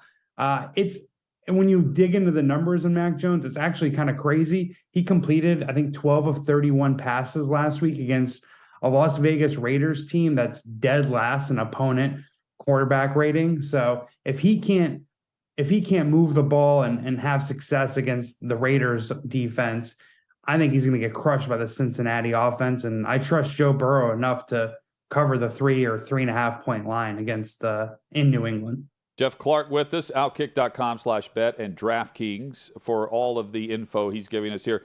You like the Titans minus the points tomorrow against the Texans. This is a line that opened up on Sunday 7. The Houston was getting 7. Now it's down to 3. The Titans are extremely banged up. They're putting even more players on injured reserve today. This is a Titans team that's going in the opposite direction. Houston, meanwhile, Geoff, has played well over the last 2 weeks, albeit losses. What makes you want to back the Titans at home tomorrow? Well, I just have too much respect and appreciation for Mike Vrabel. He's been pretty much the most profitable coach for me personally over the past few years, and I'm going to blindly bet him in this spot. I laid 3.5 in the first Texans-Titans game earlier this season in Houston. Malik Willis also started that game. He did really nothing in that game, but they just fed Derrick Henry the ball, and Derrick Henry trampled the Texans like he always does. His last 4 games, he's averaging 223 yards per game, and he's got 9 touchdowns in those games. With such a glaring weakness that the Houston Texans have in stopping the run, I think Mike Vrabel is going to figure it out and get Tennessee across the finish line, and at least in this game. I also like this line is saying that the Houston Texans, who are the worst team in the league by straight up record and all the efficiency metrics, are only slightly worse than the Tennessee Titans. I know the Titans injury report is ugly. It's frankly a scary team to back right now, but I just refuse to believe that the Titans aren't at least 4 to 5 points better than the Houston Texans, even with all their injuries. But this is one that I want to hear your guys' feedback on, because I know you guys are locked into this team and you're down there in Nashville. What do you think of that look? We don't love it. We don't love it with the Titans injuries. I mean, look, they've lost 4 in a row, but Malik Willis has not looked good. It would not shock me if the Titans won and Henry had a huge day, but I like the money line with the Texans a little bit more. Yeah, I know you do as well. It's been weird, Jeff. They haven't been feeding Henry the football enough. Yeah. It's odd. And now they've got to now with Malik Willis starting because Tannehill's done. Look, I'm with you on Vrabel, but this team is just so bad. I mean, they were bad prior to this string of injuries again. Yeah. Good, not great. And, I mean, they lost to Houston last year. We've seen Houston play well against them despite Henry going off in some cases. And this was only a 7-point game earlier this year. So I'm not – and that was also a game where Henry went off. So I understand your reasoning for why you back Henry and Vrabel, but this is just a team that's going in the opposite direction. And I think they lose straight up. I took the money line earlier in the week just based on the amount of points that was given to start on Sunday. Hey, I can't fault you. I hear you. I took Houston last year against the Texans, and I sprinkled on the money line. So, these divisional matchups are tough. I hear you on that one, but I'm just going to trust Vrabel in the spot and what's turned into an absolute must-win for the Titans, right? Yes. Jeff, full disclosure, I've not watched a lot of NBA so far this season. It's normally right around Christmas weekend that I'll start tuning in a little bit. You like the Bucks and the Grizzlies over the weekend. Normally, this is the NBA's sort of high holy day of the start of the season in ratings, and not necessarily the case now with NFL going on this weekend, but you've got a couple of NBA games you've circled. Yeah, now that the NFL is moving in on Christmas, it is no longer the NBA's showcase day of the year. I can tell you that. The NBA, they got a little lucky this year because pretty much all the football games turned out to be kind of crappy, aside from the Packers and Dolphins. I like the Dolphins in that one, but going back to the NBA, I'm going to take the Bucks. I think they're +5 right now visiting Boston. Boston this month has the worst offensive rating in the league. Jaylen Brown's been dinged up, Jason Tatum's been dinged up. Marcus Smart's been dinged up. They're just getting back their defensive anchor, Robert Williams, but he's not even starting. So I think Boston's been getting the opponent's best shots because, they're the Eastern Conference champion or defending Eastern Conference champion, and just blowed right through the NBA through the first month or so of the season. But in my opinion, the Bucks are the better team when all things are equal. Now, Middleton might not play, but Smart might not play. So whether you want to include both of them or remove both of them, I think as the rosters are presently constituted, the Bucks are the better team. They have a better net rating currently, and they're trending in a better direction. So I think we're catching Boston a little weak. Obviously, it's a revenge spot for the Bucks, so I'm going to take the points and sprinkle on the money line with the Bucks here. You can join us through DraftKings, OutKick.com/bet. You can also read and catch all of Jeff's work there as well at OutKick.com. Jeff, thanks so much, man. Happy holidays to you, and we'll catch up soon. Thank you so much, guys. Merry Christmas. Thanks, Jeff. Merry Christmas. May they all be winners also. Yes. All of those be winners. Thank you, Jeff. Jeff Clark has been our guest there. And again, OutKick.com/bet is where you can join us for all of that info and all of the parlays, the lines, and so much more. Coming up, playoffs on the line. And it's an interesting schedule if you look at some of the matchups now, and there are glaring holes that have not been there recently as far as the stars are concerned in the NFL postseason. We'll discuss Brady, Rodgers, and do we even care that they may not be playing in January? That's next on OutKick 360. Welcome into the holiday edition of the Trey Wallace podcast. Happy to be joined today by SEC Mike. You guys know who he is. Michael Bratton joins us on the show. Mike, what's up, buddy? How are you? Hey, Trey. It's always a treat having you on my show, that SEC podcast. So, hey, it's an honor to do your show.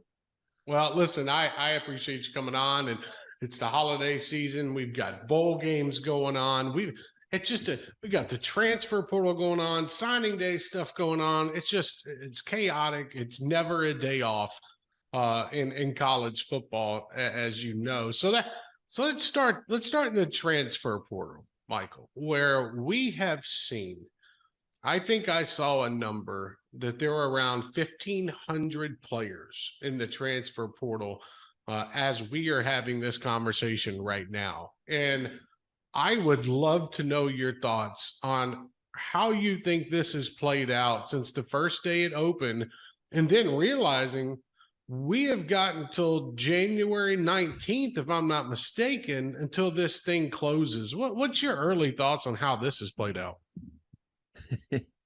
Well, I mean, it's nothing short of amazing, to be honest with you, Trey. I keep track of all the players from the SEC that have jumped into the portal, and A&M's got over 20.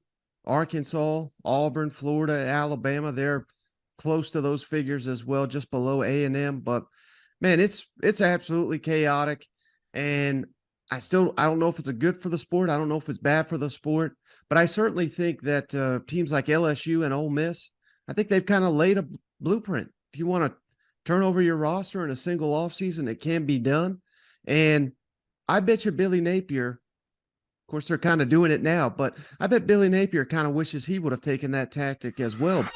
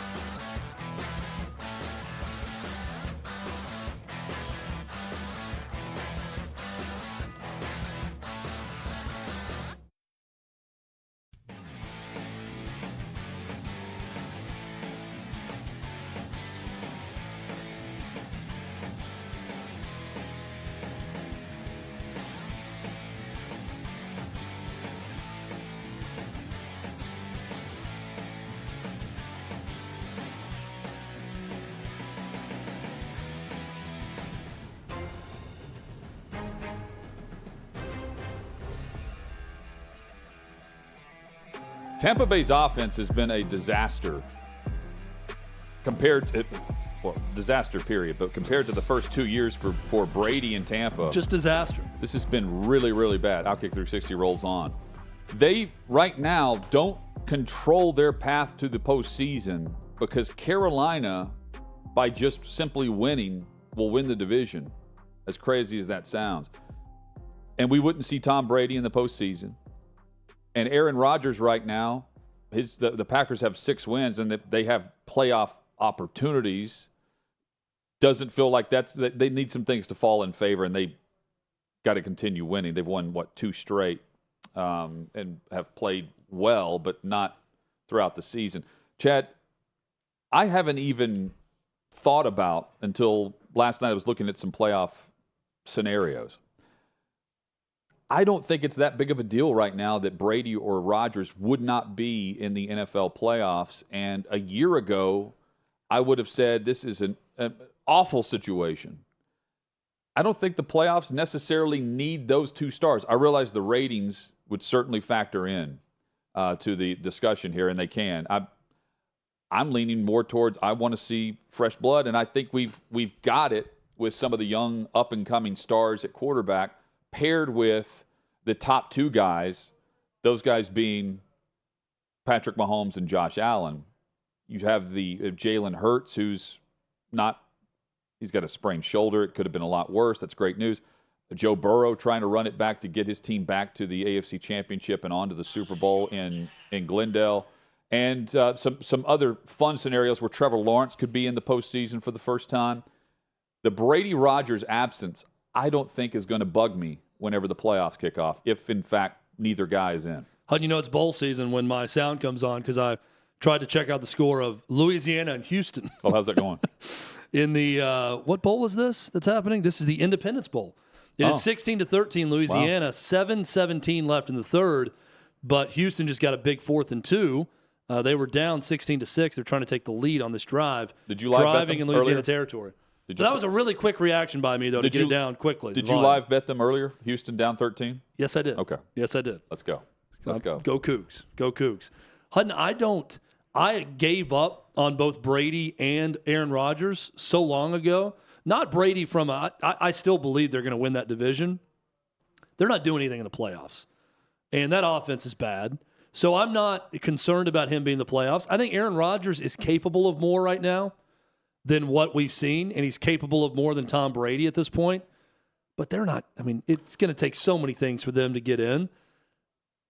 I say all this to say to your question, it's a good one about what we would have said a year ago to now to both those guys not being in the playoffs. I just made my peace with neither one of them being a factor this year a long time ago, that it's not going to affect my enjoyment of watching other quarterbacks, some new blood in the playoffs, because I gave up on it a while back. So the Packers' playoff chances, they need 4 teams to win this weekend, as well as they have to continue to win. They need the 49ers to win, as the 49ers host Washington. That's a major factor in their playoff hopes, because the Commanders at 7-6-1, they're in that final playoff spot. So they need more losses for the 7th seed. The Chiefs are taking on Seattle. They need the Chiefs to knock off Seattle for obvious reasons. Seattle's right there. Seattle's a game ahead of Green Bay in the standings currently. The Vikings, Green Bay has to root for Minnesota, and you've got a situation where the Vikings are playing the Giants. The Giants also have plenty to play for wild card spots. And then the Carolina Panthers, they're facing Detroit. And Detroit at 7-7, they also need to continue to lose. They're not doing that currently. And Green Bay obviously has to start rattling off some wins here. They need to win out to have a shot at this, because I don't think you're looking at a 3-pack there, or a 4-pack, of teams with the Commanders, the Giants, the Lions, and who else did I throw in there? Oh, the Seattle Seahawks. I don't think those 4 teams, all of them, are just going to lose out here. So it's a slim chance for Green Bay. Of course, Tampa's got the head-to-head coming up. They do have another game with the Panthers. So we have a win-and-in scenario for them, but it's a bad situation for both of those quarterbacks. I feel like both guys are playing next year. I don't think Brady or Rodgers will be playing for Tampa or Green Bay. And yes, I lost a $100 bet early this year based on that. I think both of them want to continue to play. They just don't like the surroundings that they're in. And I don't think Green Bay wants Rodgers there right now. That's the other thing. And I'm talking about the team. Yeah. The locker room. Is there a team that you're really rooting for to make it in the bottom of the playoffs? To me, it's the Detroit. Detroit. And, I mean, I want Trevor Lawrence to be successful. Is that odd? Like, I really like him as a QB. And he was thrown into a situation where the number 1 overall pick's Jacksonville. He was the hands-down favorite to be the number 1 overall pick for 2 years before he was even draft eligible. And I think he has all the makings of a guy who can go on a run similar to Burrow. I would follow Burrow before I would follow Trevor Lawrence as far as leadership qualities are concerned. Like, one guy just has that vibe. Lawrence never given me that vibe. But, man, is he talented. And I want to see them get some things right because they've been bad for so long. So, Houston lacks leadership from the ownership down. Indianapolis, I mean, they're more than a quarterback away. They've got to find out what their future is head coaching-wise and how they're going to structure their drafts moving forward. And the Titans are headed to a rebuild. So I look at Jacksonville as a playoff contender for the next couple of seasons based on all that. But they could be they could get in as the 7 seed and legitimately go on a couple win run. I don't think they're like AFC championship quality. I understand the wanting Trevor Lawrence to do well. I don't care about Jacksonville being in. I do want to see the city of Detroit get that playoff spot. Well, so that's with that you're group. right. So I'm with you on that. To me, the Jacksonville, that's more about the player.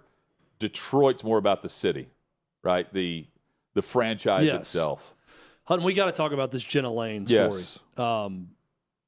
This is odd, okay, for a number of reasons. So Jenna Lane, reporter for ESPN, she covers the Bucs. So the Bucs had a very bad day against Cincinnati. Giovanni Bernard had a very bad play on a fake punt where apparently he was the only one who didn't know the fake punt was on. Snapped to him, bad play. So Jenna Lane and another reporter approached Bernard in the locker room to ask about it, and he kept walking away. And then when he said, I need to go get to my family, they're waiting on me, and they kept hounding him for an answer. And she shouted out something like, "You've been injured all year. We haven't had a chance to talk to you." Because he kept saying, "Well, you didn't want to talk to me all year." And then did that. So look, she posted the video as sort of a, look at this. This is what we have to deal with type thing, right? This is us doing our job and we have to deal with. It backfired. As any time a reporter who covers an individual team posts a video making a player on that team attempting to make them look bad, here's a word to the wise. It's always going to backfire. If your sole goal is to get public approval from your fan base, when you go after the team that you cover, the fans hate it. So do one of two things. Don't do it and don't post the video to try to make someone to show someone up when all it does is make you look bad to the fan base. Or two, don't give a you-know-what about it and post it anyways and not apologize for it. That's the route. Those are the two routes you could take in this whole thing. So Jenna Lane, the reporter for ESPN, posts it, and then it backfires. They looked a little bit entitled. They sound that way. The tone of it's not great. But I also understand the job she's trying to do and other reporters. And if someone refuses to really answer questions about a pivotal play and they're walking away, and granted, they're saying, I got to go to my family. Okay, great. But they haven't been made available all year because of an injury or whatever. I understand her side of this also. But again, when you're trying to appease a fan base, fans, no surprise, will take the side of their team, their players, their coaches, 9 times out of 10. So Jenna Lane, this backfires. She waits a few days. She issues this apology on Instagram. Get ready for this. It's long. Yes. Quote, didn't want to post something on here until 1, I apologize to Gio Bernard first, personally telling him I am, in all caps, sorry, which I did. And 2, until I fully understood the missteps I took in postgame. as I didn't want this to be some hollow apology lacking sincerity. Obviously, I afforded myself a period of grace that Giovanni didn't get to have when asking him to talk postgame. He's a better person than me for many reasons. The first misstep was posting a video of our interaction with Giovanni, our being myself and 2 other reporters, she puts in parentheses. My intention wasn't to make it some gotcha moment, but to illustrate how tense things can get in the locker room when a team isn't meeting its expectations. In full transparency, I now see that there was no benefit to doing it. It captured him in a vulnerable moment. The optics of it are all wrong, and it didn't tell the whole story. The second misstep, now we're getting to the second part, my very defensive comments after. My intent was that these athletes didn't get to where they are with hand-holding. They're some of the toughest people on the planet, and accountability is part of their daily lives. I realized that it came across as cruel and insensitive. In no way was I trying to weaponize his injury against him, either by pointing it out. I was reminding him of us not being able to talk because the team doesn't make injured players available. The most difficult thing about this has been that in the moment, I became what I swore I would never be, lacking empathy. And that was something that was very much needed here. I've always wanted nothing more than to humanize the people I cover. It's literally why I do this. And in that moment, I lost touch of it. I was too caught up in trying to get the full story and meeting deadlines and my own stuff. I didn't take into consideration what, in all caps, he needed from me in that moment. So clearly I have some growing to do, end quote. This, if you looked in the Webster's Dictionary of ESPN forced apologies, this Jenna Lane apology would pop up. This is so dramatic and so over the top of something that is so minuscule. Gio Bernard was being a little bit of a weakling, quite frankly, trying to walk away from the questions. He was being a little bit prickly about answering in that moment. Jenna Lane was being slightly entitled in pestering him about it and not just letting him walk away after the first question and then later posting something snide about him, not wanting to answer questions about it. That's how she should have handled it. Hutton, this is so over the top, it's ridiculous. This is also, so while it's a ESPN forced apology feel, this is about the locker room that she's covering more than it is her and Giovanni Bernard. Because Carlton Davis, earlier this week, was asked in I call it a gang up, but a gathering of reporters around a player's locker, was asked something by her about something completely having nothing to do with this. And Carlton Davis refused to answer the question and immediately discussed the professionalism or lack thereof with Giovanni Bernard. So, to me, that statement, that apology, is more about her making sure that she's continuing to be in the favor of the players in terms of access, information on or off the record, quite frankly, than it is making sure that she has empathy for Giovanni Bernard's needs, in all caps.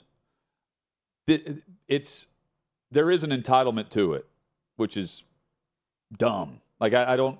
If a player doesn't want to talk, then don't force it. Yes, I understand though, like the availability and whenever the team's injury policy, there's zero access until he's available to talk, and there are plenty of players where they'll sit around and make sure they're available for media whenever everything's great. And as soon as things go awry, they tuck tail and they act like they got to go work out because they missed their morning session, and they've got to do it right now during the media session in the locker room. I've seen that for years throughout NFL locker rooms. There are front runners galore. And this is a response that probably has happened before, not necessarily with Bernard, but others, albeit she's been covering a winning team. And right now they're not doing that in Tampa. I think all this plays a factor in it. She's also the reporter that asked earlier this year about about Todd Bowles, and the importance of emphasizing African-American head coaches, which Bowles completely took and went the opposite direction by saying, like, I got this job because I'm good at what I do, not because of the color of my skin. And I'm paraphrasing that, but that's where he took it. And good for him. And guess what? There's no follow-up questions on that. Yeah, and no one wanted to ask follow-up questions based on that answer. Well, she also was had a lot of attitude about his answer and kept following up, wanting to get the quote she wanted for ESPN. Right, but there's that she wasn't getting, and she was almost irritated by it. Yeah. And then it became a white woman trying to tell a black man how to talk about being a black head coach, but it wasn't in the NFL, which was very odd. But it wasn't the story that they wanted it to be. That's what I'm saying. Yeah, she got mad because she's trying to get a quote for a story she wants to write for ESPN that I'm sure her editors are telling her to get, and he's not playing ball. And it became this is why it's important, and almost her spoon-feeding info. Yes. Will you now talk about it so I can write about it? So, but also, but I agree. But there's a way. The social media response is one thing. Her biggest critics are in that locker room. Yes. That's why she apologized. That, but was this necessary? No. I mean, I was not in touch with what he, in all caps, needed from me. No, I mean, he is a grown man with a family that's walking out. What does he need from you? You are some reporter, one of a bunch that talk to him every day. This is so both are doing their job. Important. Or should be. But the whole apology, you can apologize to him and say, hey, I went over the top. I'm sorry. Go to Carlton Davis. Say the same thing. I get it. I've learned from my way. And then issue a short, hey, I was trying to illustrate what it's like daily as a reporter, trying to get a story. I went too far. I should have let him walk and go see his family. End of story. When you talk about there's a lot of work I need to do, I mean, come on. What he needed in the moment, it's just so dramatic. I will also say we are headed for more of this from the players. The players as well are more entitled than ever when it comes to speaking. But also, even within the last 15 years, she's turned herself into a weak mark. No, in that locker room by going that far over the top. But I have seen she could have shown a little bit more strength with humility in that apology, of course, and been better off for it with every player, every media relations person with that team, every coach. The apology is way over the top and unnecessary. But I'm telling you, there will be more of this because of the era we're in now, where the portal, if you don't like something, you're out, you get your way in college. And it's the same way, quite frankly, with PR staffs across the NFL that make sure that the coddling continues from the NFL level, especially with the stars. And I mean, I've seen many blow-ups inside the Titans locker room between players and media members. Many boycotts. Pac-Man Jones comes to mind. You know what we didn't do as a media group ever is apologize for asking Pac-Man Jones tough questions about what happened at the strip club in Las Vegas. You know, even though he hated us. So many more that Koharski and Wyatt and others locally got into. There's no apology with that. And in this case, it's about a play on the field that the guy didn't want to answer. There will be more of these situations where the apology is totally unnecessary, but it comes down to whether or not you're going to actually get a straight answer. And I commend those that don't apologize for asking questions that are totally fair and honest in the moment, and especially when a guy is not wanting to answer because things aren't going so well. When things are great, plenty of guys are available to chat about it. Very, very well said. And I think she was doing her job. I think she came across in not so friendly of a way. I don't really think she has much to apologize for, but if that locker room hates her now for it, then I understand the apology because you have to work with them. But there's personal apology you can make. There's a quick statement you can put out on Instagram or Twitter or whatever. Don't go to these links because I think that she weakened herself within that locker room by going this far. The story was Giovanni Bernard. And also what happened is she was probably told to apologize. But the story was on Bernard. Dinged by it. She became the story based on the backlash. But I think the biggest critics were in the locker room, not out of it, not on Twitter, not with the fan base. And those critics in the locker room, quite frankly, can get a little tougher too. Sure. But, you know, it's not like... But again, I get it. Like what you're saying, I 100% agree with. And I'm fine with her apologizing to them and then doing something short if you want to and let it go away. But this whole thing about, I need to work on myself, he's a better person than me, Right. I mean, come on. Right. But the backlash from fans normally comes with the stars. This wasn't Leonard Fournette. See what I'm saying? Yeah. So I think it's more internal, which makes it even more just dumb to apologize to that level. Coming up, thoughts on the weekend. We need to cheers to the Christmas weekend and the holiday season, and what we think the storyline will be Tuesday when we're back for OutKick 360. More coming on the OutKick Network.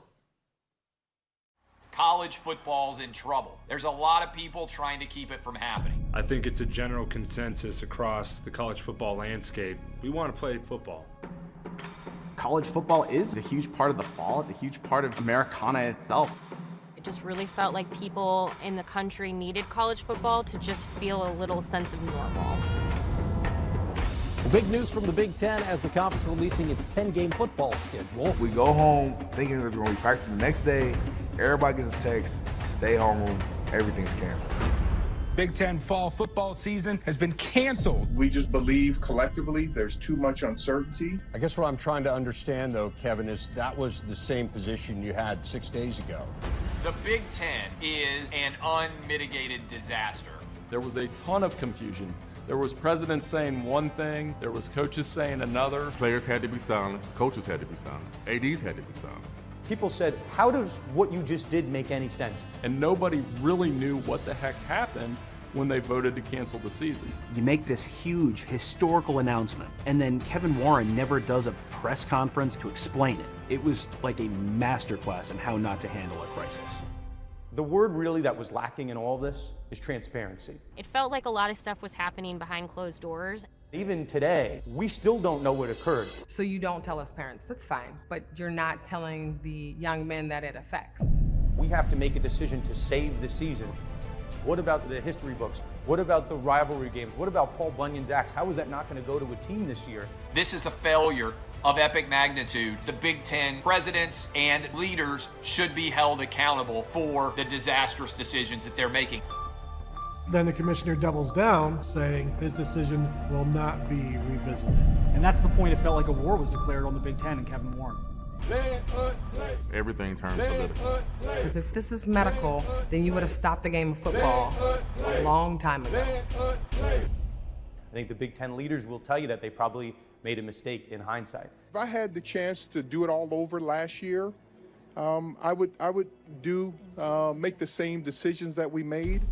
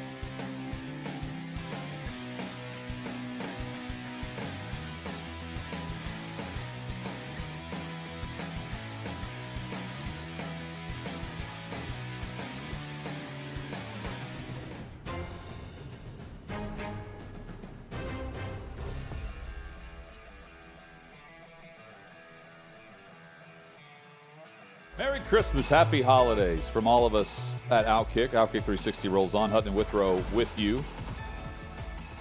Chad, the storyline that we are talking about on Tuesday when we return, we'll get to that in a moment. There's a big storyline, and we may be talking about this on Tuesday as well.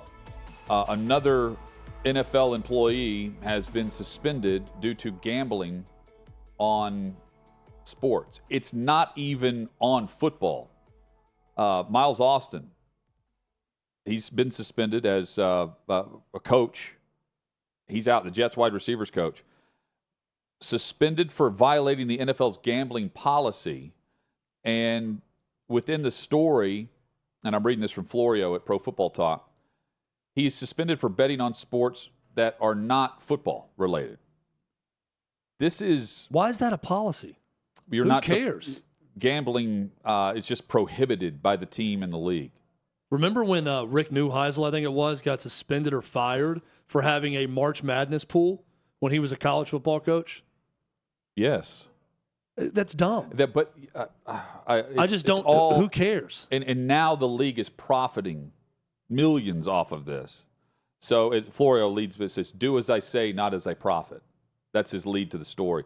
So the attorney for Miles Austin, this is, I'm just reading this straight from the story. Miles did not wager on any NFL game in violation of the gambling policy for NFL personnel. He has been fully cooperative with the NFL's investigation. He's appealing the suspension. Keep in mind when this is being reported, when the NFL is acknowledging and verifying that this is going on. Friday at 5:53 p.m. Eastern, right before Christmas. They're releasing this now on a news dump so that no one will take off and run with it across the sports world landscape, where most of the big media companies are recognizing the Christmas Day holiday on Monday. So by Tuesday in the 24-hour news cycle, this is way past old news, and it's bizarre considering the way that the entire Calvin Ridley story was handled whenever it was known that he had bet on football. This is apparently not about football betting, but Miles Austin has been suspended by the league. It's stupid. It's just dumb. This shouldn't be a policy to begin with. Betting on the NFL, yes. Okay, even maybe betting on college football because that's your farm system to your league. I'd understand that, but who cares if he bets on other sports? The NFL, on a mobile app. It is the personnel policy for NFL employees that they cannot bet on anything, nothing.